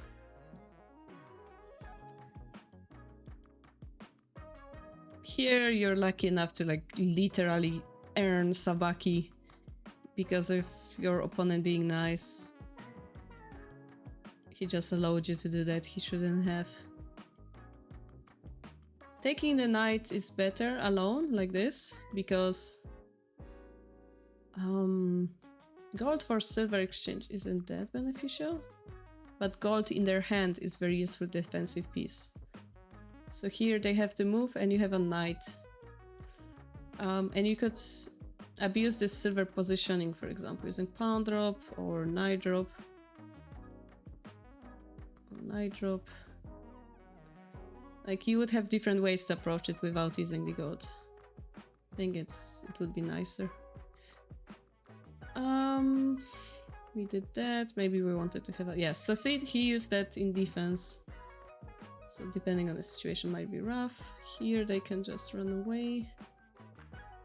You have a lot of pieces. You probably would be able to win in this position by dropping the pawn and dropping another pawn. Dropping a silver or gold here, forcing them to move away from the defense there. And as the king is leaving their promotion zone, their camp, those pawns become useful for you to continue attacking. This gold perhaps will become useful, so might be easier to capture it later on.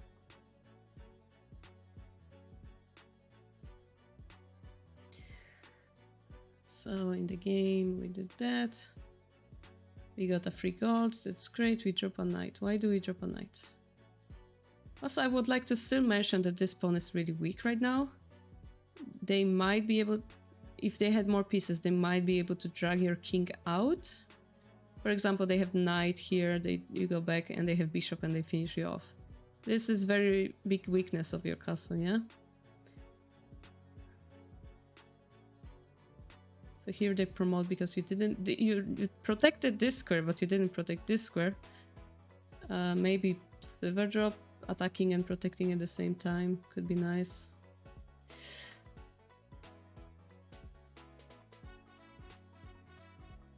Maybe there's some aggressive move, but not this one. This one is, I guess it's fishy. I guess it's good, but the king can take it.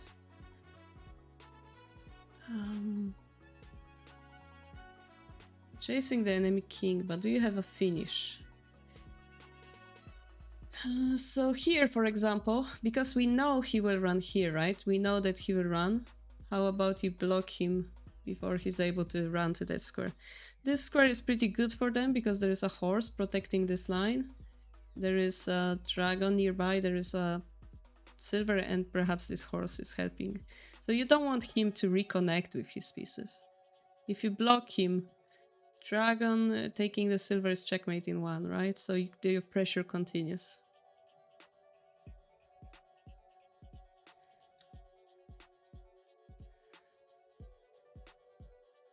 Yeah, I woke up yesterday early to like the ferie. The ferie and the school break finished. It's so hard. I have to learn German again very early.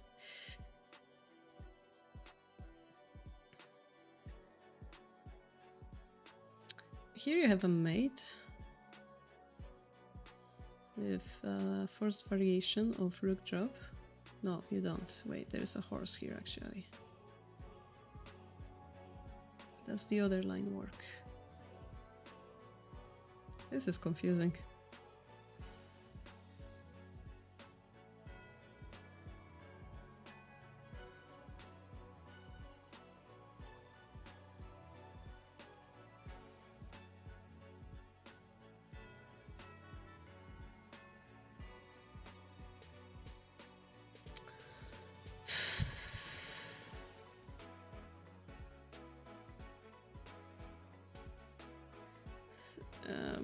I mean, you don't need a mate. This is good, but I'm wondering, like, pawn drop, king runs, rook drop, king runs, silver, king runs, silver takes, king runs.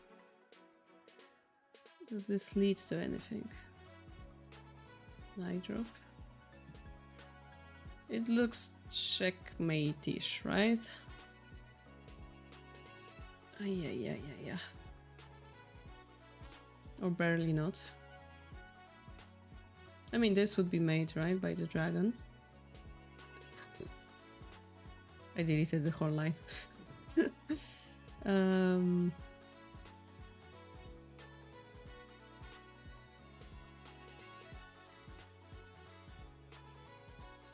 If we go here, though, it's a little bit trickier.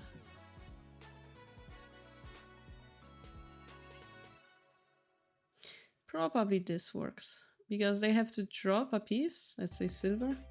You drop the gold, they go back, you promote, they take, and it's the mate. But yeah, that's complicated, so doing that is okay. And they run there, you drop the gold, they take it, you take, they run, you drop another rook, they can take it, by the way. Just be aware of those big diagonals here. Something to prevent them from running could be like this rook drop. They have to drop something, and then we could reconsider dropping this piece here.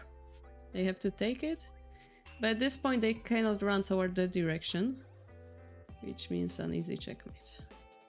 Yeah. Here they're running. Ah, checkmate. Okay, yeah, they could have taken this still. Making it complex once more. And still running, yeah? So not allowing king running away is important. Hope that was roasty enough. But yeah, mostly strategically thinking, wrong castle to what your opponent does. Tactically, this is too much, this sacrifice.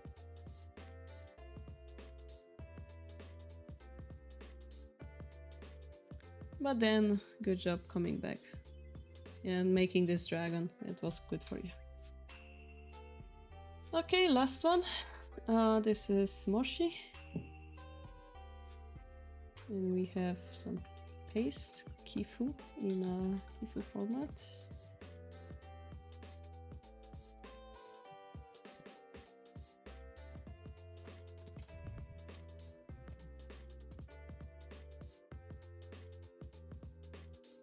Moshi is center.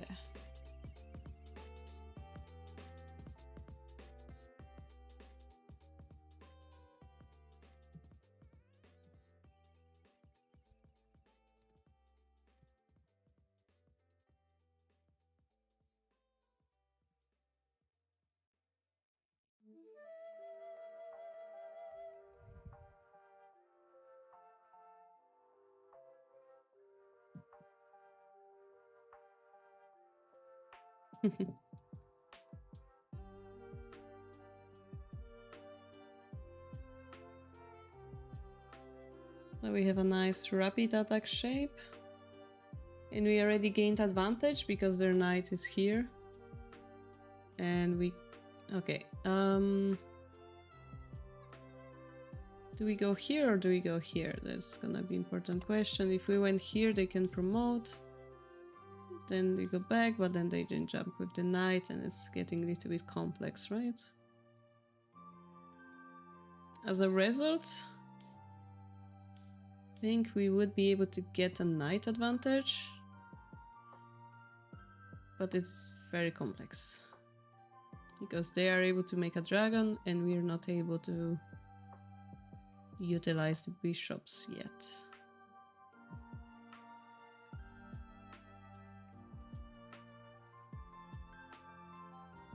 So we decide here. But now our silver is in trouble, right? We go back. We were pushed back a little bit here, yeah? This move exists. So this would be beneficial to them because they have gold and a token for bishop, and also they will be able to activate the rook. So take a silver, yeah? So something like this I would be scared about. If you drop the pawn or try to defend, just go here, we get a horse, we're happy. Yeah, this would be success. If we go back, again, this just forced our whole silver to go back. Also not the very best result. Yeah, maybe they can eat this pawn because of the knight, it's fine. Very difficult fight. Anyway, they were kind enough to escape. Then we re-establish our central pressure.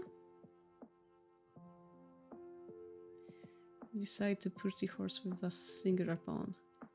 I would be eager to start thinking of some bishop lines to like delete the horse. Maybe it's not possible because of the pawn drop here. Silver goes, then you go here. And like this bishop becomes useless. Maybe you consider that. We also have the pawn drop here.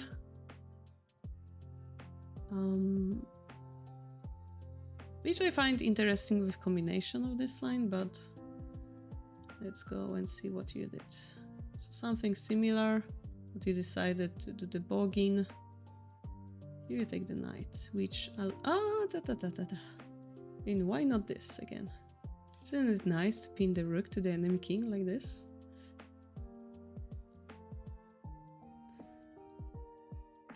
So I guess your idea, which was to force the knight jump and perhaps here just take it, drop the bishop, looks to be very effective to me.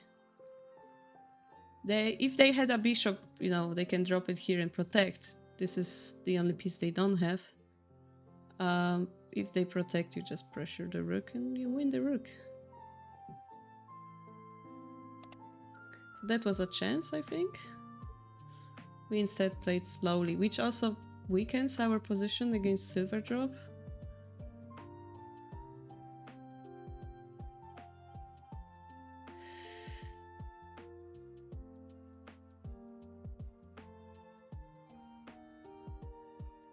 Little bit scary.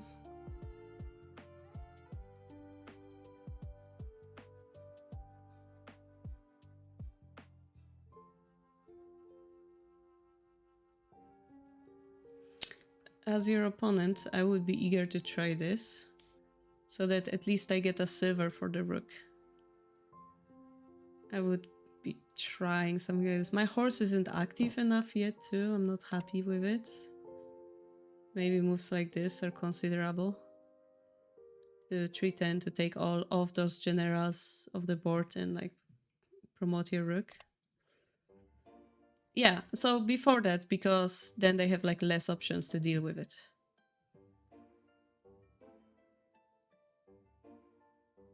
Because that keeps the pressure. If you do that, if you do that instead, they have option to like drop it here, yeah? And this is harder to break. Now that we have only 2 golds, this is harder. So you survive. Now the bishop drop. Now the bishop drop. Okay, okay, okay. Okay, your bishop is protecting while counterattacking. This is pretty nice. I like that. We finally take the rook when we make sure we're safe. We counterattack on the edge. And knight drop. Knight drop if we take. No, it's not a mate yet. But this is beautiful ending, Moshi. So yeah, I think you had the chance to like force the pin over here, but also I want you to notice that your silver was kind of pushed back by that horse, yeah? So this is not the perfect result.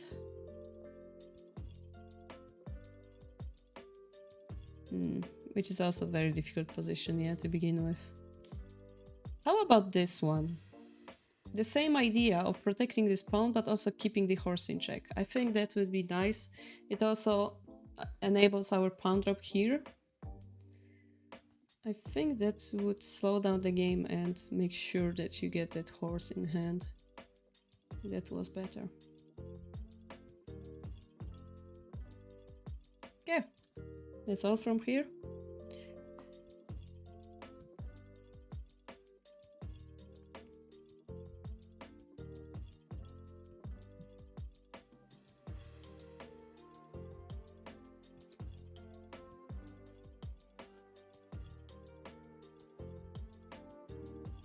And Melkor, I see you didn't send it, so I assume you're gonna send it on Sunday, Shogi, yeah?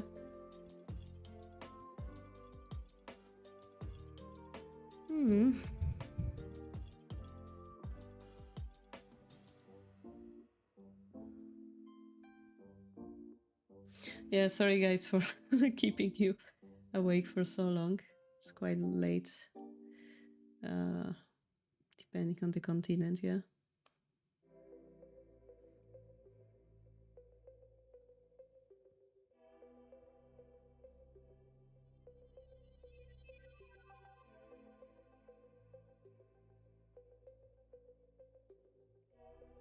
I was writing scenario for the short videos about the traps, and I'm like reading it. And I'm like, that sounds simple. Then I came up with more advanced stuff. I'm like, that sounds fun. Then I saw it to Telmarch, and he's like, it seems a little bit too advanced. And I'm like, oh gosh, maybe the simple stuff is good after all. Like the more basic, the more people will benefit from it, right? If it's too advanced, people will be like confused. I mean, streams are already quite advanced, so maybe making some basic YouTube videos makes more sense, I thought.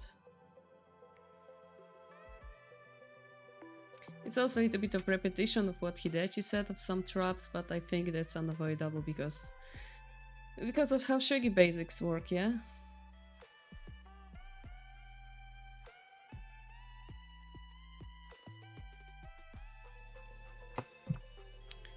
River drop to 2-2 would be a checkmate threat, but it's defendable. Bishop isn't really a threat, yeah.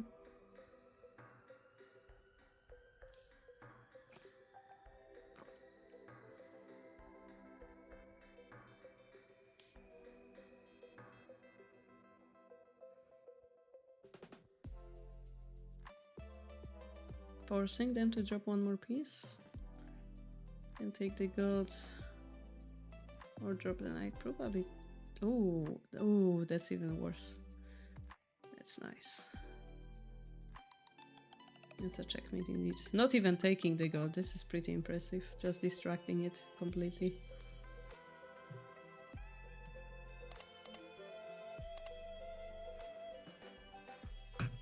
Yeah. For now, I'm really depressed that my Shogi gameplay isn't the best. It's good. We have to be depressed about it so that we can improve. That's how it works in a life of Shogi player. You realize that you suck. Previously, you're like, haha, I'm doing anything I want and nobody's punishing me. Now, nobody's punishing me. Now, you're realizing that you suck. And then you're gonna reflect on it and you're gonna become better. If that gives you any comfort. Yes.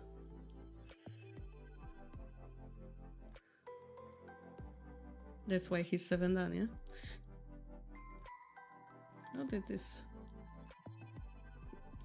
Just third firework, okay.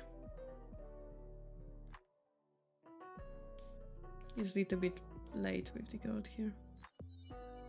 Now the rook will come here. He takes. Now the rook will come here anyway and bring the silver here. So basically got a huge advantage here. It will be hard to defend this square. So he has to start doing something. And now we just gave away by whole bishop. We just need to survive. Maybe around here. Then the rook will be able to come here. So it's quite tricky. Here, promote, attack here.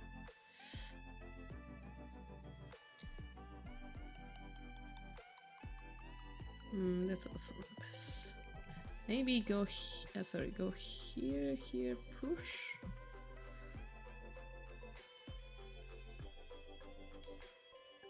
Oh, that's even better, yeah. If you unpromote, the golds will just go up, defending those squares. If you promote, this pawn will be eaten next, so you have to push it. Pawn takes means we can drop another one. And in generally speaking, this line is now open.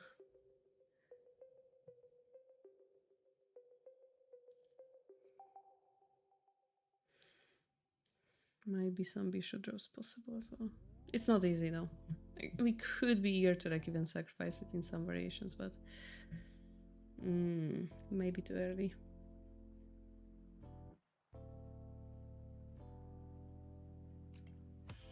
Anyway. You realize I was joking about the fact that I was extremely good and stuff? No. I don't know what you're talking about.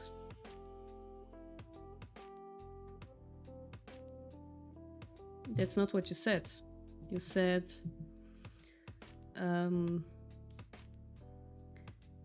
not sure if you used the exact word of steamrolling, but something like that.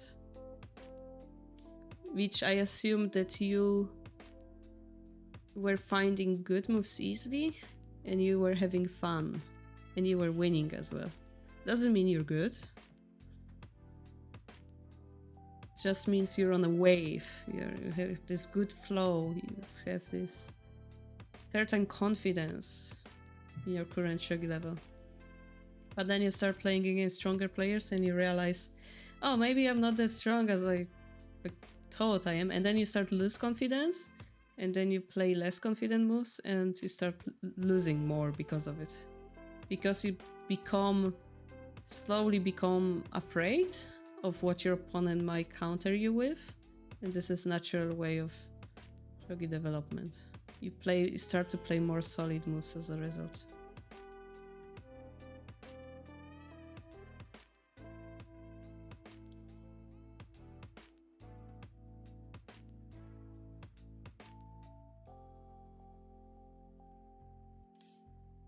Yeah, something like that. I was thinking even more.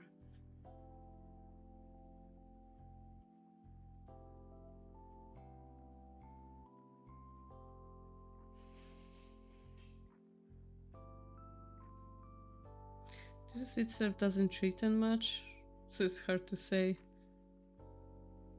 it's good or bad. Yes, I did say steamrolling, but when I was showing the kifu, I played like an idiot. It's similar stuff.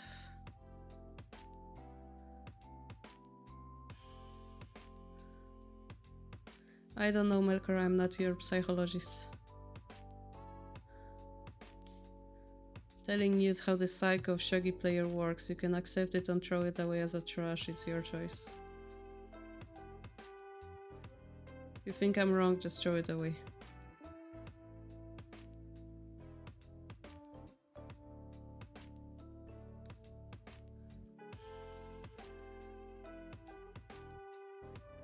I mean, it's a complicated position.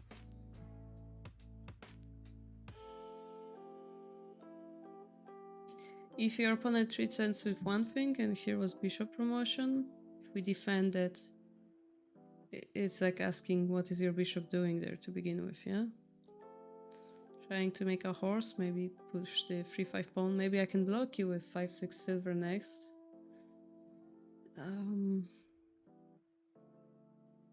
Quite difficult. Nice promote. Maybe he will make a horse on 8-4. Yeah, I don't know what's the misunderstanding, Melkor. I'm giving you the best hints I can so that you improve.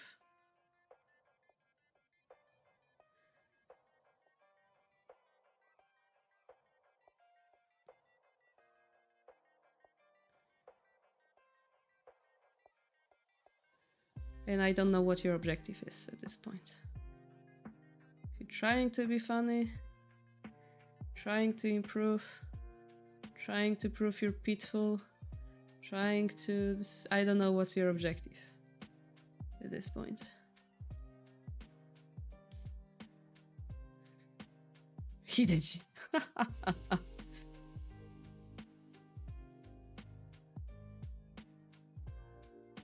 So now that we have this many pawns, like eventually this rook can be blocked, so yeah, we have to sabaki it. Are we running out of steam a little bit if server takes?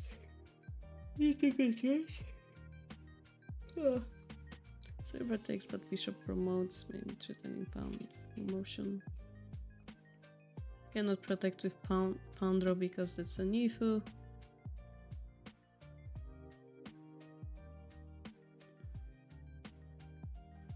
I mean, Lusitano seems to defend well. Okay, that's interesting actually.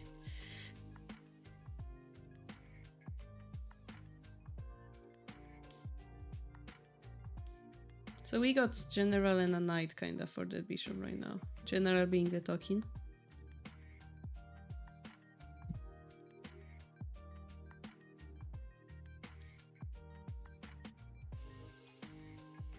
And we have 4 attacking pieces. So I said Lusitano defended well, but the take the knight move right now is very good actually. I just misunderstood and sent some nonsense. Okay.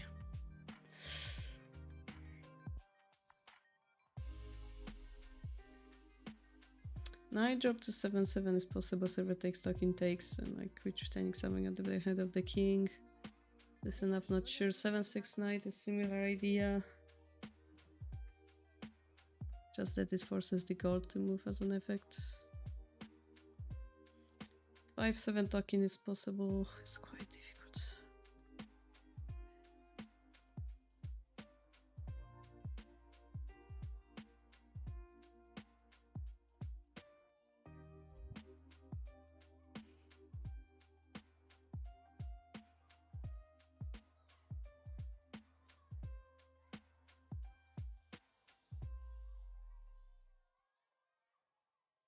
Maybe 7-8 pawn or something, trying to block off the access to the king. With not much confidence.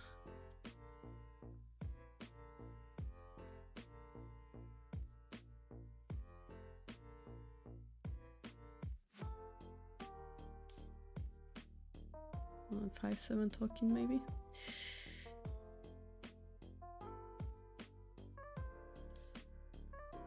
Oh, that's even... Yeah, it's working. Go take the gold, drop the gold, move the token. That would be a checkmate. Pawn drop? Pawn drop where? Pawn drop 6-9 is Nifu. Pawn drop 7-8 doesn't work.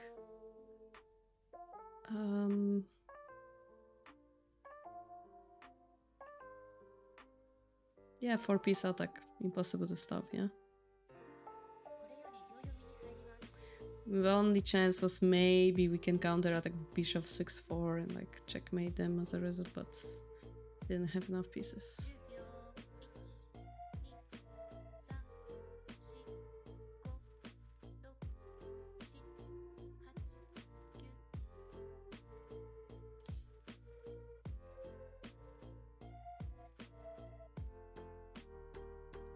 Bishop takes is gold. Oh, bishop takes. Or take the gold. Both will probably take the bishop.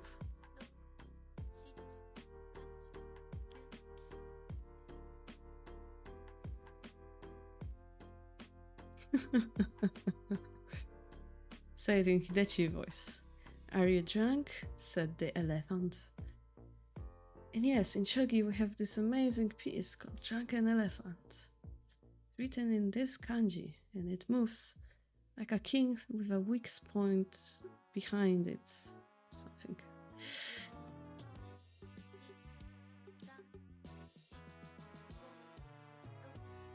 It's called Suisho.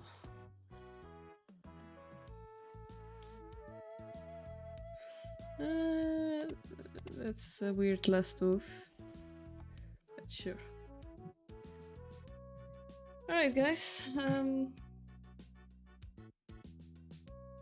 We shall finish here. Next stream Thursday. I don't know. Do you guys prefer to do the right side king or like... I guess I will decide on that day. Thank you for that theme! Good.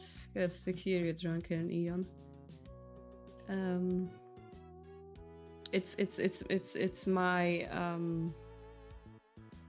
privilege as a streamer to read your text on the chat in whatever accent I want, yeah? Imagine Drunken Eon.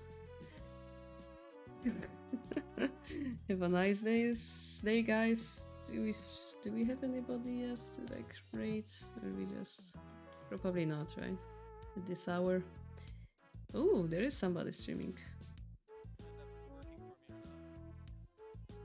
Nihongo demo okay desu. Alright, good luck guys. Spread some shogi. Bye.